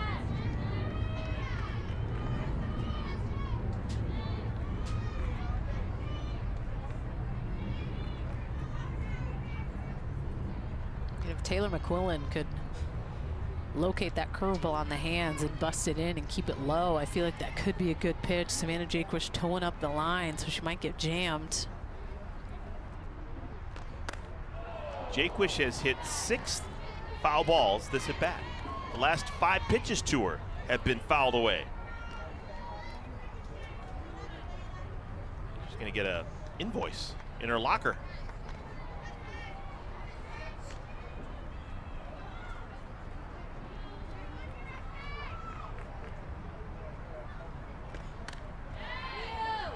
Six straight foul balls. Athletes Unlimited on ESPN is sponsored by Aspiration, the global leader in sustainability as a service.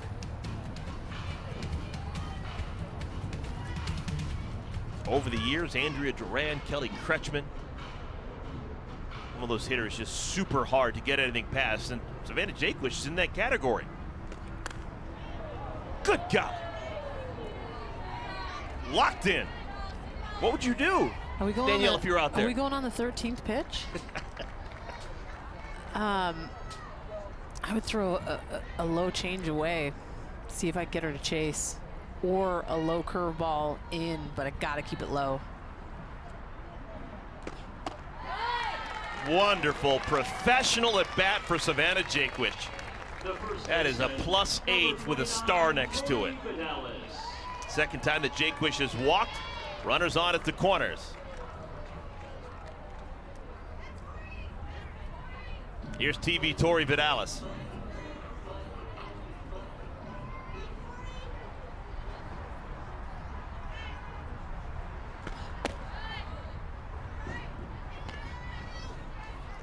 Vidalis and Mcquillen, good friends, playing together last summer over in Tokyo, part of the Mexican national team. Olympic softball.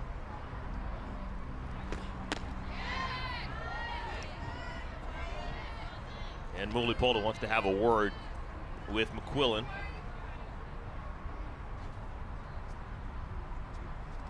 It's been a long 5th inning for both Eberle and now Mcquillen. Here's our Sunday Night Baseball matchup. You got the Braves chasing the Mets in the NL East. The Cards, they lead the NL Central. Both sides are going to finish up a big 3-game series at Busch Stadium in St. Louis, 7 Eastern, 4 Pacific on ESPN, ESPN Deportes, and ESPN Radio. Our coverage begins at 6 Eastern with baseball tonight, Sunday Night Countdown. But Dallas is going to be aggressive.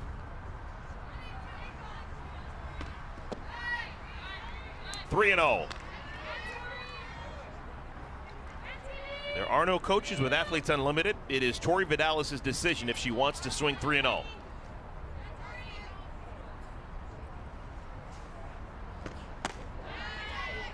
Four-pitch walk. Bases loaded. Were they pitching around Vidalis? I mean, The shortstop, number potentially, 20, but lifted. I don't know why.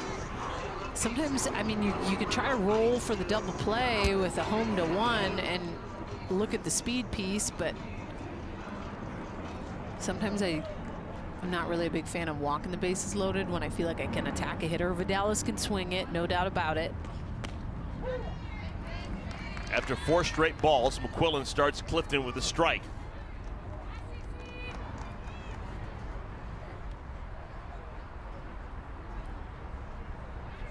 Clifton was hit with a pitch last time up. That was against Eberle.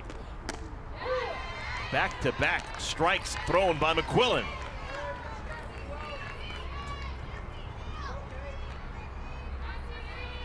Already 2 runs have scored for Team Denham.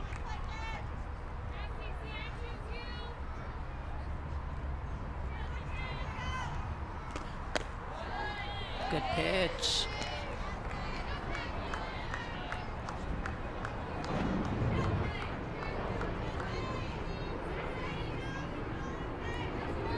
I think that should be called.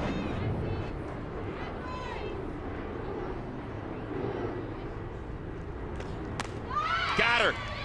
Second strikeout for Mcquillen since coming out of the pen. 2 down.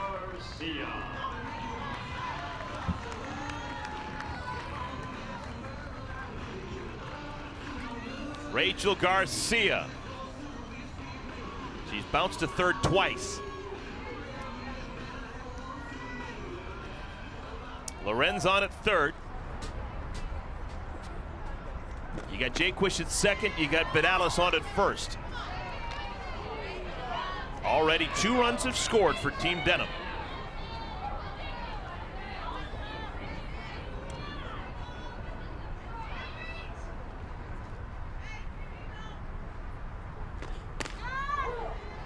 One and one. These two very familiar with each other. Their days in the Pac-12. Mcquillen at Arizona, Garcia at UCLA.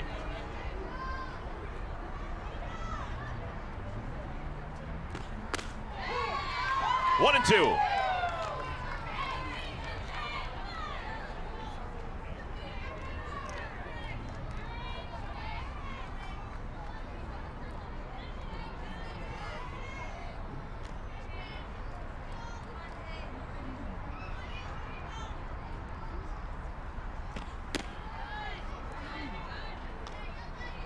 Mcquillen came into this game with Lorenz on at third and nobody out.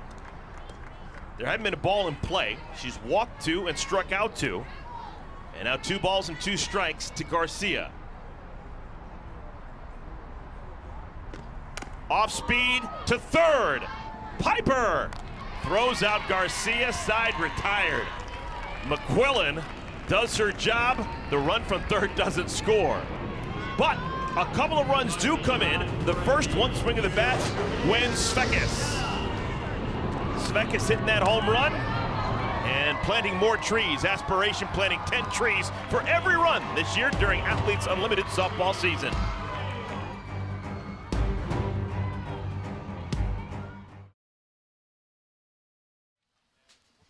Yeah, Rachel Garcia back in the bottom of the 5th inning, and this is just a look at some of her backwards Ks, her swinging Ks. She's been hitting those money spots, throwing in, sprinkling that off-speed pitch. And she has been electric. When pressure's on, she's rose to the occasion. 4 innings pitched, only giving up those 2 hits. Leads the league in strikeouts. Well, a number that's not on that line is 97. That's what she has had in terms of number of pitches. Pitch number 98 misses inside to Victoria Hayward. It'll be Hayward, Sydney Romero, and Deja Mulipola batting in the 5th inning. 50 points are on the line. Team Denham has already scored twice here in the 5th. Garcia asking where that pitch missed.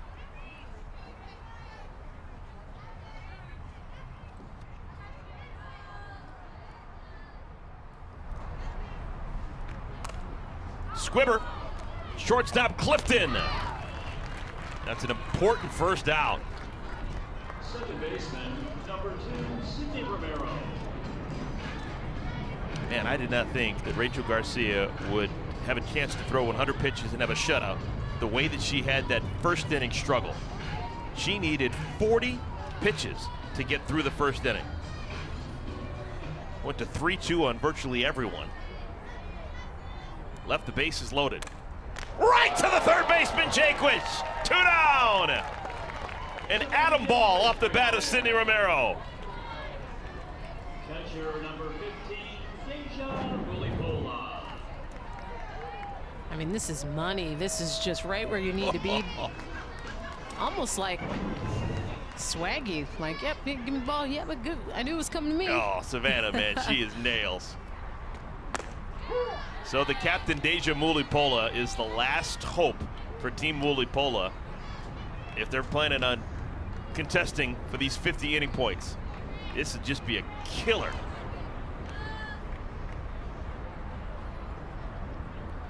If Deja makes an out here, Alyssa Denham, who hasn't played the entire game but has done a wonderful job as the captain making decisions. Denham will leapfrog over Mulipola. Unless you get, oh no, well, throw that out the window. +8 for Mulipola as she's hit by the pitch. So Mulipola didn't have a hit today, but she's a +16 with a base on balls in the first inning and now being hit with a pitch in the 5th. And now that allows Hannah Flippen to jump the yard and tie the ball game.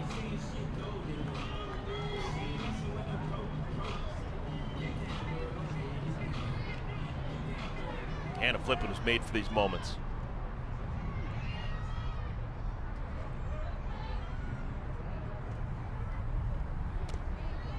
Garcia misses high, ball 1. Flippen struck out looking with the bases loaded in the first inning. What an out that was. And then walked to 2 outs in the 3rd. Her 3rd look at Garcia today. A little bit of a situation here, 2-0 to Hannah Flippen. Just one of those vet hitters, especially in a hitter's count. Just want to be mindful. 2 home runs on the season for Flip. High pop-up, will it stay playable? Wind is carrying it onto the dugout and out of play. Seems like whenever there's a ball in the air, Savannah Jaquish is somewhere around it. She's already caught 3 pop-ups. She caught a line out. She has 2 assists on ground balls her way.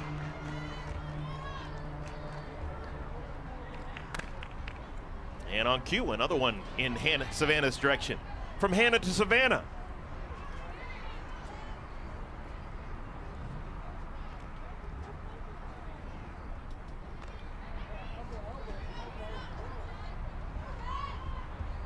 Two balls and 2 strikes.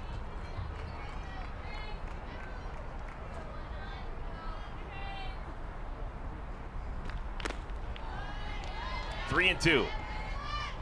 That changes the dynamic. 3 balls, 2 strikes, 2 outs. Mulipola from first will be off with the pitch. No reason to stay at first.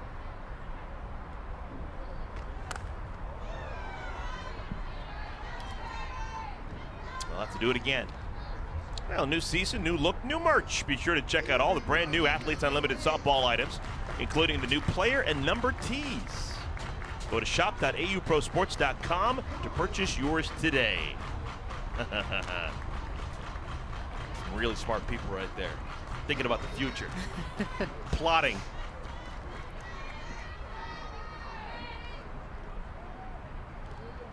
Three balls, 2 strikes.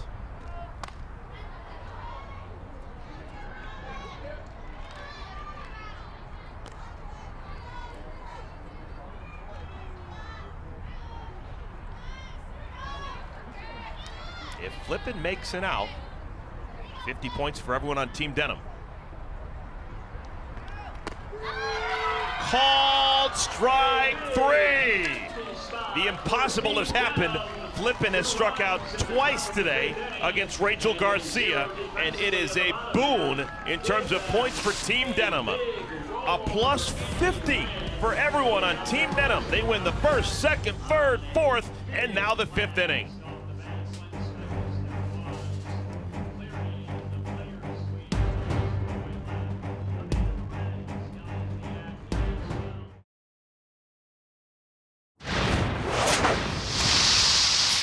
Also, no elbow is protected. That first pitch almost hit my back elbow. I'm like, come on. Hey, even better. Now we got nobody on. You just get to get this one.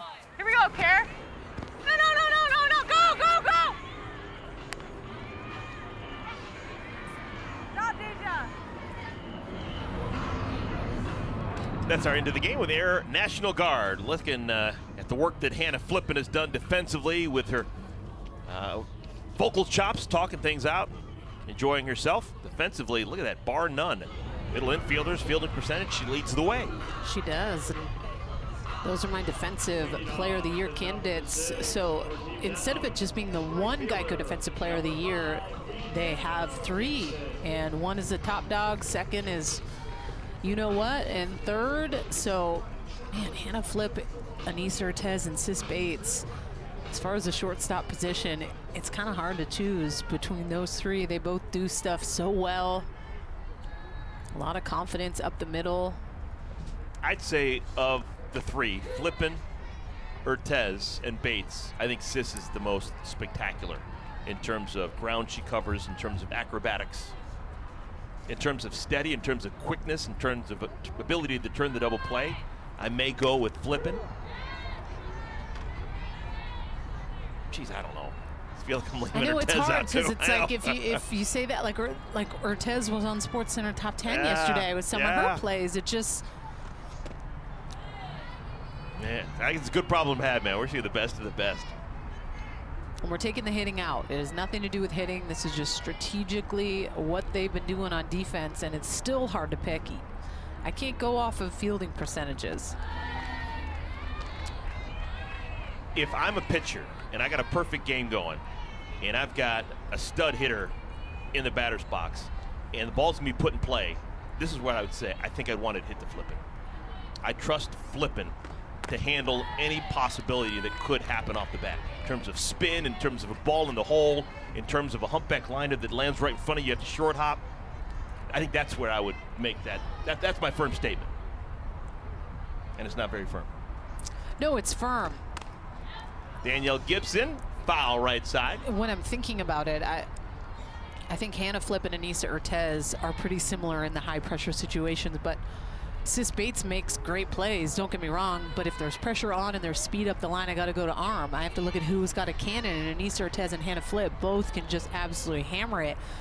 Sis Bates can cover ground better than both of those two. In the air, left field. One down. Yeah, it's tough. I'm on the edge of my seat, literally. All right, Gwen Svekis changed this game with one swing of the bat last time up.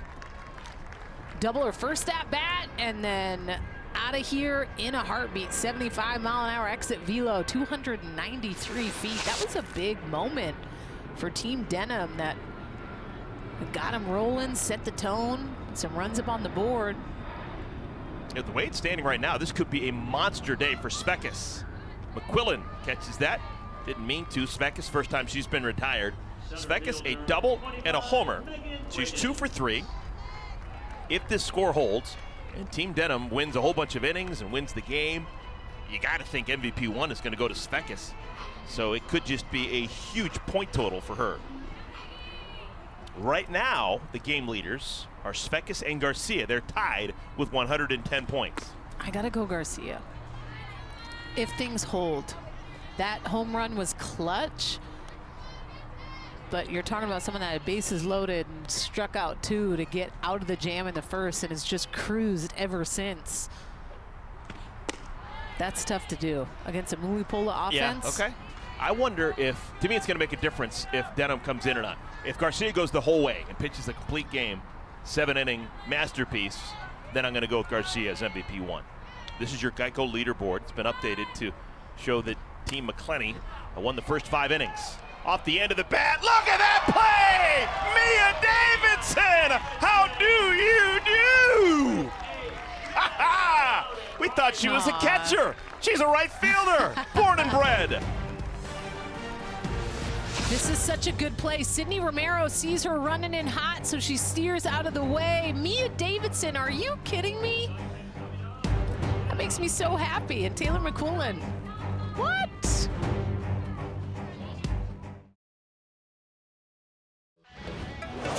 This is our Geico defensive plays the game. Yes. Savannah Jaquish with the spinorama, just with the laser. Covers a lot of ground. I mean, that throw gets there in a heartbeat. And just to be able to do the spin move, I mean, Derek Jeter style. Well, this is it for us. Final games of the season. We've got a doubleheader coming your way. Starts 2 Eastern. We got Team Mcquillen, Team Denham. That'll be followed by 4:30 game, Team Chittister and Team Mulipola. It'll be the final look at veterans like Danielle O'Toole retiring at the end of the year. Amanda Chittister saying goodbye to this great game. It's the final day, week 5 of year 3, Athletes Unlimited Softball, our championship season. Mia Davidson just made the best defensive play we've seen her make as a pro.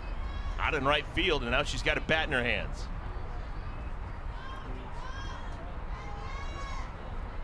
Rachel Garcia continues in the game. She's thrown 112 pitches. She's not going to be expected to do all the lifting if things get tight. Alyssa Denham, the captain, is getting loose in that bullpen. Well, then why not? Put yourself in a position that if Rachel Garcia needed a little bit of help, that you're warm and ready. Davidson is hit with that pitch. This has become a theme. That's the 4th time this year that Davidson has been hit with a pitch. It's a leadoff hit batter. Second time in 3 batters that Garcia has hit someone. She get Mulipola with 2 outs in the 5th. Pitch hitting for the third baseman, Lily Piper, number 55, Allison February. Allison February's going to bat. We were expecting to see Lily Piper, but February's going to get an opportunity. Rookie from Oklahoma State. And maybe smart to just play small ball here, right? Team Mulipola trying to stop the bleeding. They need to get something going. They lost the first 5 innings, but now the 6th inning is up for grabs.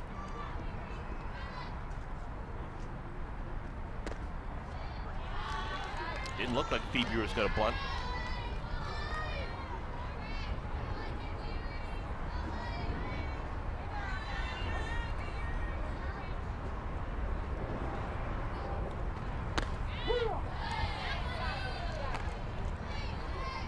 See the little smirk on Rachel Garcia's face. Didn't get that last backdoor curveball called for a strike. Throws it to the same spot and gets that call.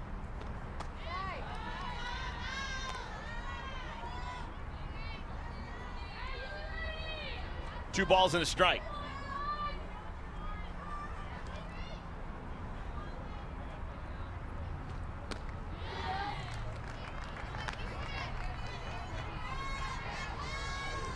Well, the 2 captains, Alyssa Denham already with 50 points just because her team has won the first 5 innings.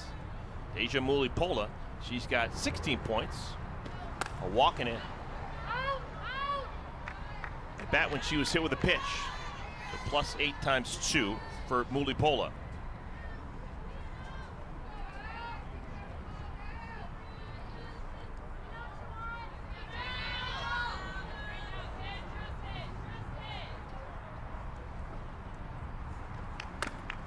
On the ground to first, Vidalis. That's the first out. 3 unassisted. Davidson into second with a head first dive. Number 32, Sierra Romero.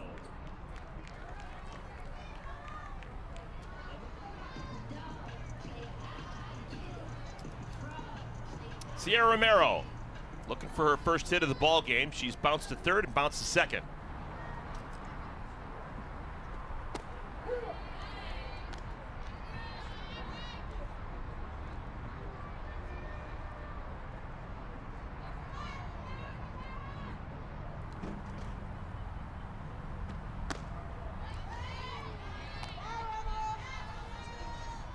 Bottom of the 6th inning, 2-run game. Mulipola. They need something positive to happen. It's been a tough weekend so far. They lost yesterday 5-4 against Team Mcquillen.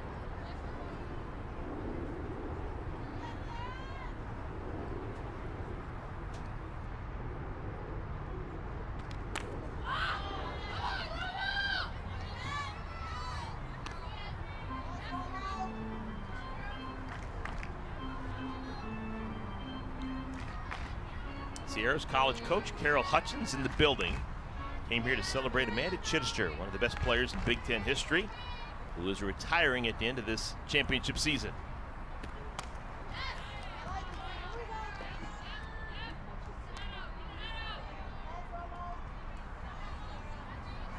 Hey, there we go.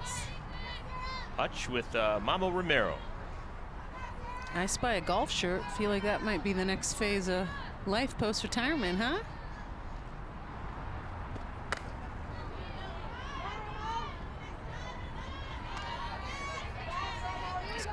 Cool that Hutch excuse me, came here to surprise her players and Amanda Chittister knowing she's retiring. I think that was definitely probably an emotional moment for Chitty when Coach Hutch rolled in. Called strike 3. The breaking ball freezes Romero. 2 down. Number 22, Odyssey Alexander. The Wnba Playoffs rolling on Sunday afternoon. Player of Game 1s in the best-of-5 semifinal round. You got the Aces taking on the Storm, 4 Eastern, 1 Pacific on ESPN. And then the Sun going to take on the defending champion Chicago Sky, 8 Eastern, 7 Central on ESPN2. Both games are also available on the ESPN app, so you can watch anywhere.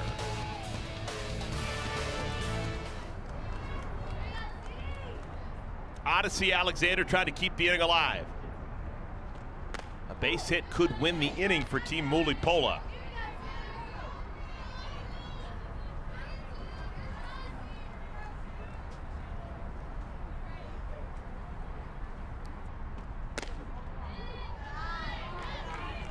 Rachel Garcia has made it through 5 2/3. She has recorded 17 outs. Every out is a +4. If you give up an earned run, it's a -10, and she's working on that shutout, so it's been nothing but positives. Oh my goodness, and she got Odyssey again. Second time today that Garcia has hit Odyssey Alexander. And that is now 4 hit batters for Garcia. She has hit 1, 2, 3 of the last 6 batters she's faced. I think it got her on her back arm. And you feel it, right? Like when you hit someone, it's never a good feeling. And then on top of it, it being a pitcher, you definitely have a moment where you're like, man, I'm sorry. It's part of the game, I get it, but back-to-back hitting someone, you definitely don't feel good about it. So without the benefit of a base hit, the opportunity is here for Team Mulipola to take the lead with 1 swing of the bat. Morgan Zirkle, who's got some pop in that bat, she'll step to the dish. Her 3rd look at Rachel Garcia. A homer would give Team Mulipola the lead. You got Davidson on at second. You got Alexander on at first. At minimum, a double would more than likely tie the game. A homer would give Team Mulipola the lead.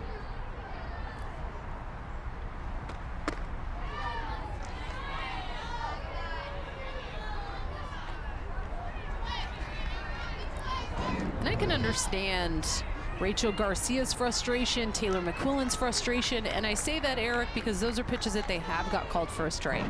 So when you throw that pitch and you know that's been consistent for you and you put it back there and it's not called, it can be challenging as a pitcher to at times compartmentalize those emotions because we're late in the game, there's pressure, there's runners on, you're hitting a spot you know that you've been able to rely on and it doesn't get called.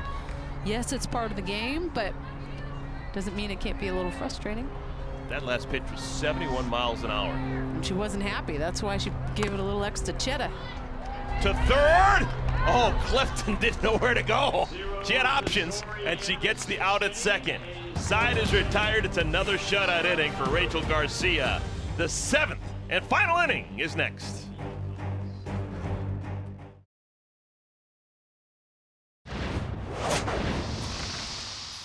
Hi, let's go. Let's have some fun. I'll do anything for some runs. I'll get friggin' crazy and wild in here.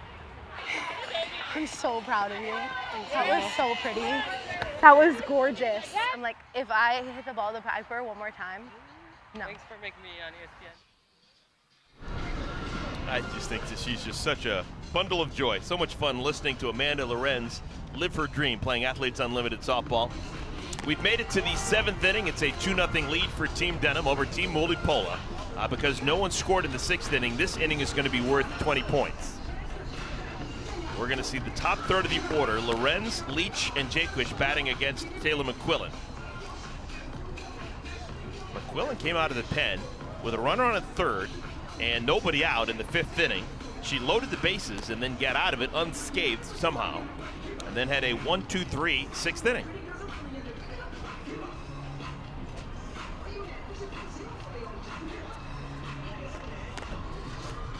Ooh, big inning here, Eric. Big inning. Low scoring 2-0 ball game. Team Denham has won all of the inning points so far. They're plus 50 in that category. This is the second to the last day of our season. The leaderboard has been in flux all afternoon long. We came to the ballpark with Deja Mulipola in first place with a somewhat comfortable margin. She's now slipped into the number 2 spot. Haley Mcquillen is in the top spot. And we still have a lot of players who are going to get points for inning wins and a end of game win. And then of course MVP votes. Champions in the first 2 seasons were pitchers. Kat Osterman and Alicia Ocasio. The champion of our AUX season back in June was a pitcher. Danielle O'Toole into center field. That is a solid bingo bango. Second hit of the ball game for Amanda Lorenz.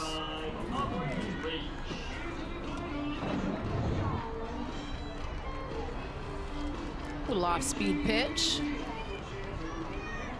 Job by Amanda Lorenz. So good in that leadoff spot. Leach has been quiet, 0 for 3.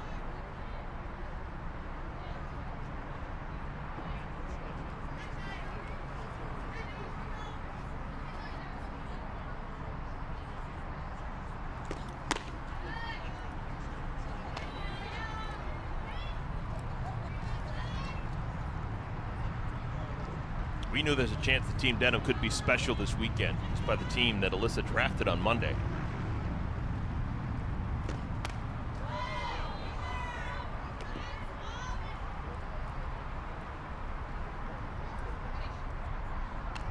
Who pitches the 7th inning? You think it'll still be Garcia going for the complete game, or will Denham call her number? I think Garcia's going to finish it out. Just the way that she's been throwing, I got to put her back in. I think if there's any trouble, I definitely call my name, but.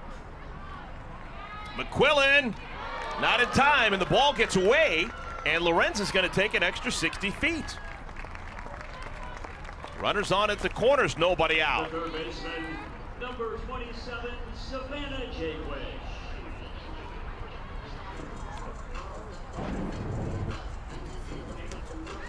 Good job by Aubrey Leach.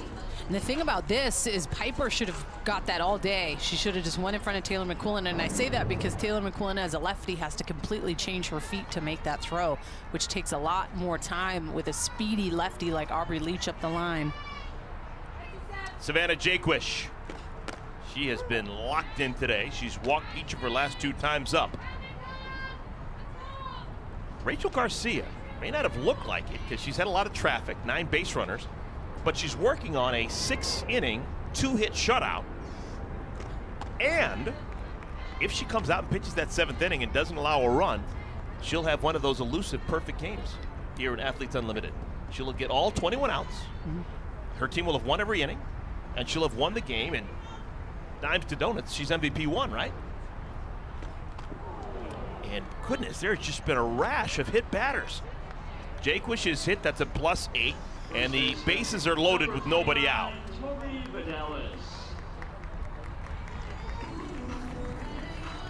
I think the more insurance runs you can get, the better. Because a 2-run lead going into the bottom of the 7th, to me, just doesn't seem like enough. And this is a situation here with Tori Vidalis, 395 on the year, some great pop. Loves moments like this. Vidalis hadn't had much opportunity. Her last 2 times up, she's seen a grand total of 8 pitches and walked twice.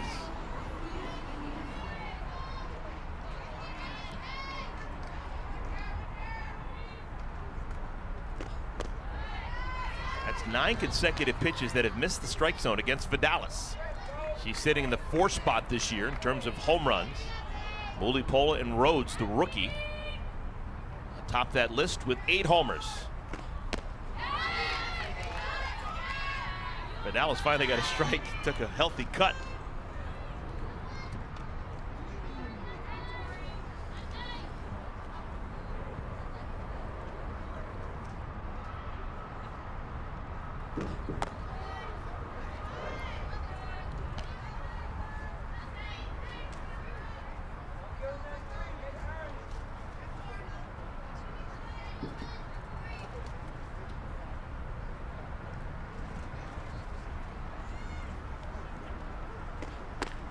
Great pitch.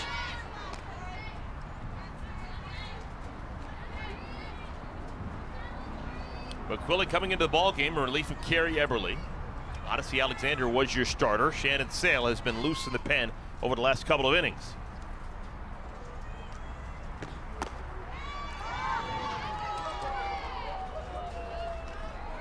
And the count is full.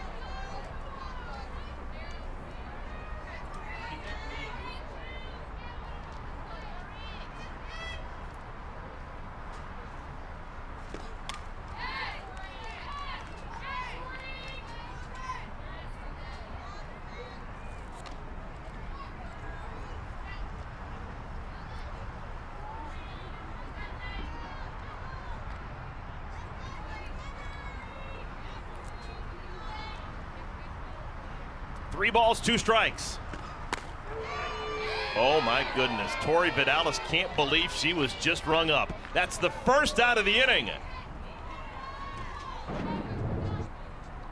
Really pretty backdoor curveball. Taylor Mcquillen on the outer half. It's a great call.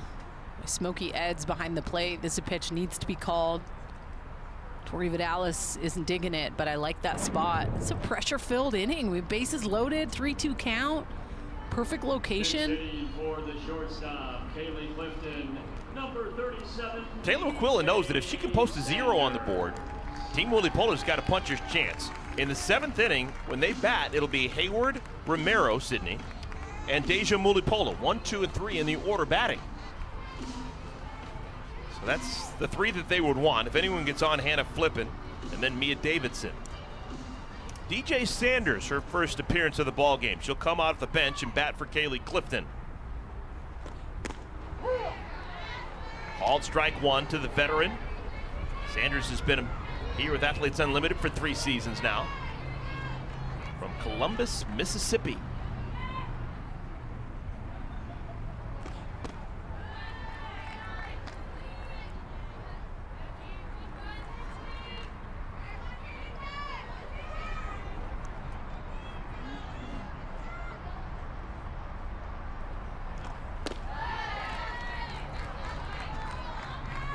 Two balls and a strike to Sanders.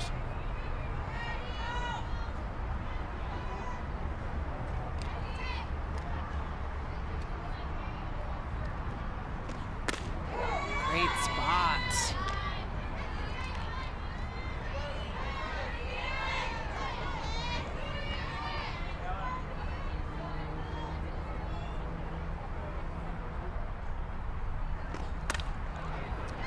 To the second baseman.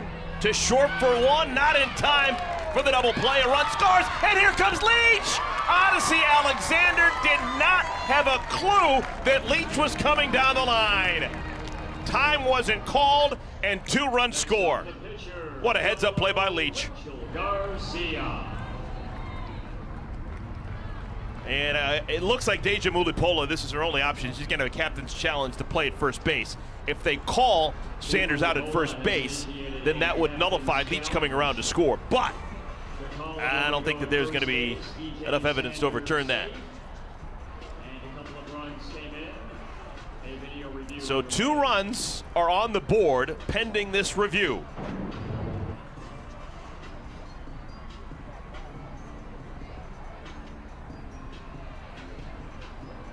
Safe by a mile. Yep. So the great hustle by Sanders to beat it out.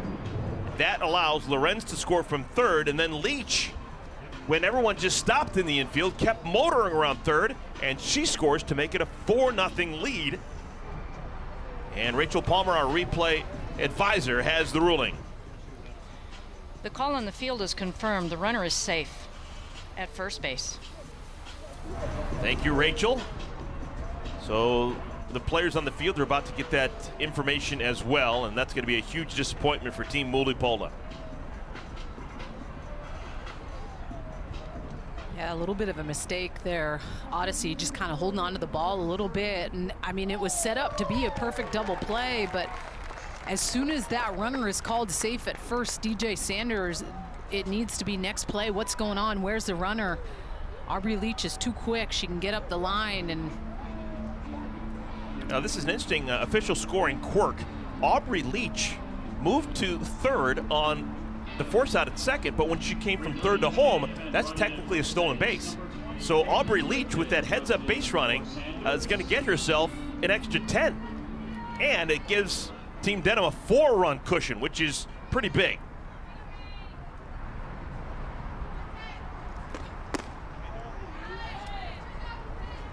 And if I'm Alyssa Denham, especially with a 4-run lead, I let Rachel Garcia go back out there. She's just been lights out in the circle. She's been hitting just money spots, throwing a lot of pitches, yes, but it has not affected her whatsoever.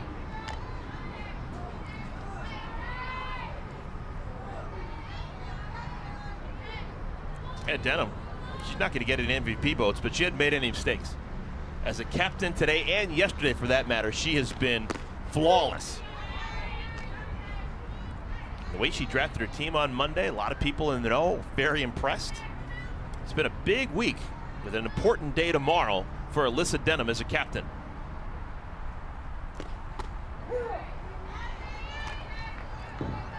Rachel Garcia has been playing pepper with the third baseman, Lily Piper. She's bounced ground balls to Piper 3 times. Piper's picked all of them perfectly, practically. 3 balls and 2 strikes. Clifton reinserted back into the game at first base after DJ Sanders hit for her.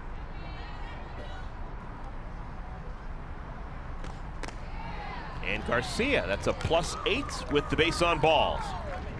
The right fielder, number 5, Danielle Gibson. Third walk allowed by Mcquillen. And I think Garcia is going to be taken out of the game, maybe just to give her a little bit of a blow. See that quick little interaction. Rachel Garcia looking at Odyssey and grabbing her and saying, "I'm sorry again." A couple hit by pitches.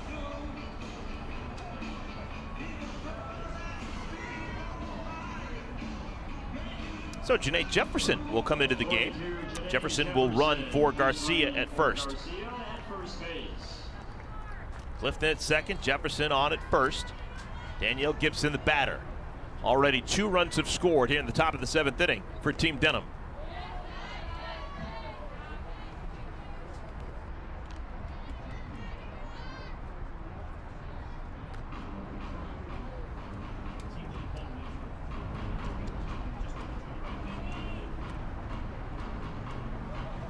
Now the odds get long right now for Team Mulipola to have any positivity today.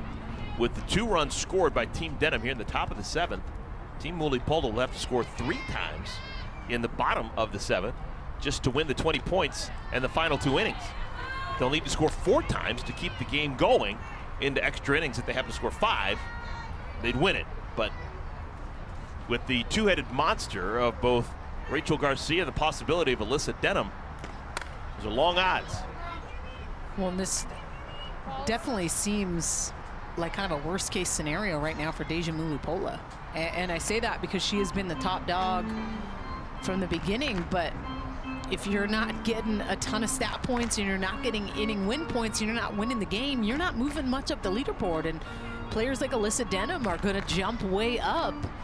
See Haley McClinney already up top there, has another game to play tomorrow. So it's always interesting when you start to think that way of, man, there's only 1 game left.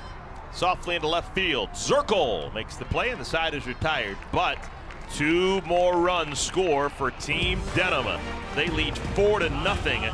The bottom of the 7th when we come back. To take the very latest look at the Geico leaderboard. Look at that. Team Denham leading 4-0 over Team Mulipola as we play the bottom of the 7th inning. It has been all Rachel Garcia trying to throw a complete game shutout. This season we have had these complete games. It's actually a higher number than we've ever seen in any past year. Usually it was Kat Osterman throwing a complete game relatively frequently, but that was it. This year we've had Danielle O'Toole, Rachel Garcia, Alyssa Denham, all getting it done. Center fielder, number 1, Victoria Hayward. Garcia has given up 2 base hits She has hit 4. She's had a decent amount of traffic on the bases, 9 base runners in total, but no one has touched home plate. If she gets these next 3 outs without a run scoring, she would have the pitcher perfect game, 264 points, if she's voted MVP 1. If you get all 21 outs, that's 21 outs times 4, 84 points. If you win every inning, that's 70 points. If you win the game, that's an extra 50. And if you're MVP 1, that's a plus 60. Rachel Garcia has that in the crosshairs.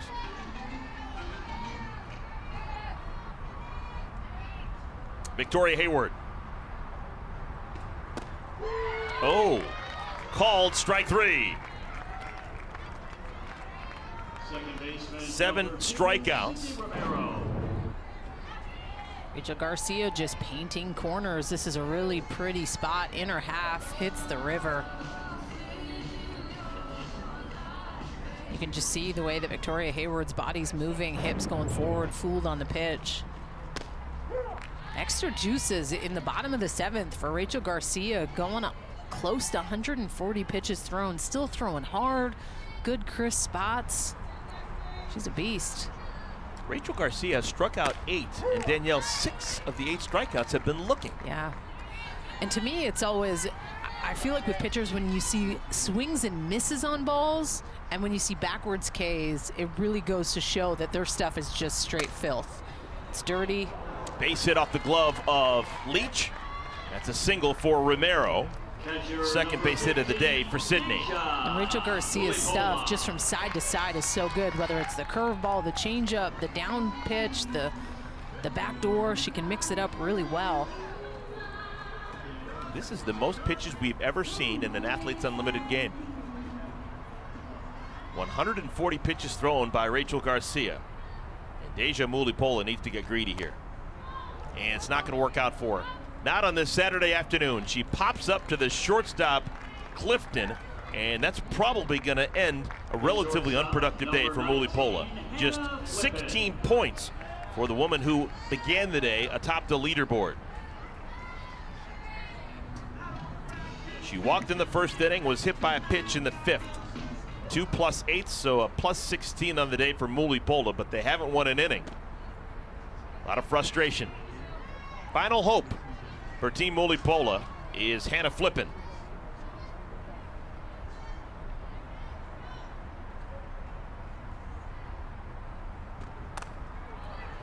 In the sky, left field, Amanda Lorenz makes the play, and a complete game shutout for Rachel Garcia. Here's your Geico leaderboard. We're going to watch it as we see the final 2 innings, the plus 20 added to everyone on Team Denham, and then the plus 50 for winning the game, heading in the direction of anyone from Team Denham. What a tremendous, tremendous win for Team Denham. They're now 2-0 here in this final weekend of play. You can add 50 more points to Alyssa Denham, and she's going to be in first place. Danielle Laurie as we head into the final day tomorrow. I know. So will it be another pitcher taking home the top spot? Alyssa Denham actually never got into the field of play today, but being the captain and making all the right decisions, she picks up 120 points for winning every inning and winning the game. We're still waiting on a plus 50 for everyone on Team Denham to be added. Wow, what an afternoon. Even after there it is. Alyssa Denham with the plus 50 is now tops on our leaderboard with 1 day remaining. We still have MVP points to sort out, and we won't have that when we go off the air. So we will know that when we come back tomorrow. And Danielle, it's going to be a fun final day of action. What's going to happen, Eric? On the edge of my seat yet We again? don't know. All right. Tomorrow, Athletes Unlimited Championship Softball continues. We'll crown a champion. Doubleheader starts at 2 Eastern. Team Mcquillen, Team Denham. For Danielle Laurie, for Key Michael, for our entire Athletes Unlimited crew, I'm Eric Collins. We'll see you tomorrow.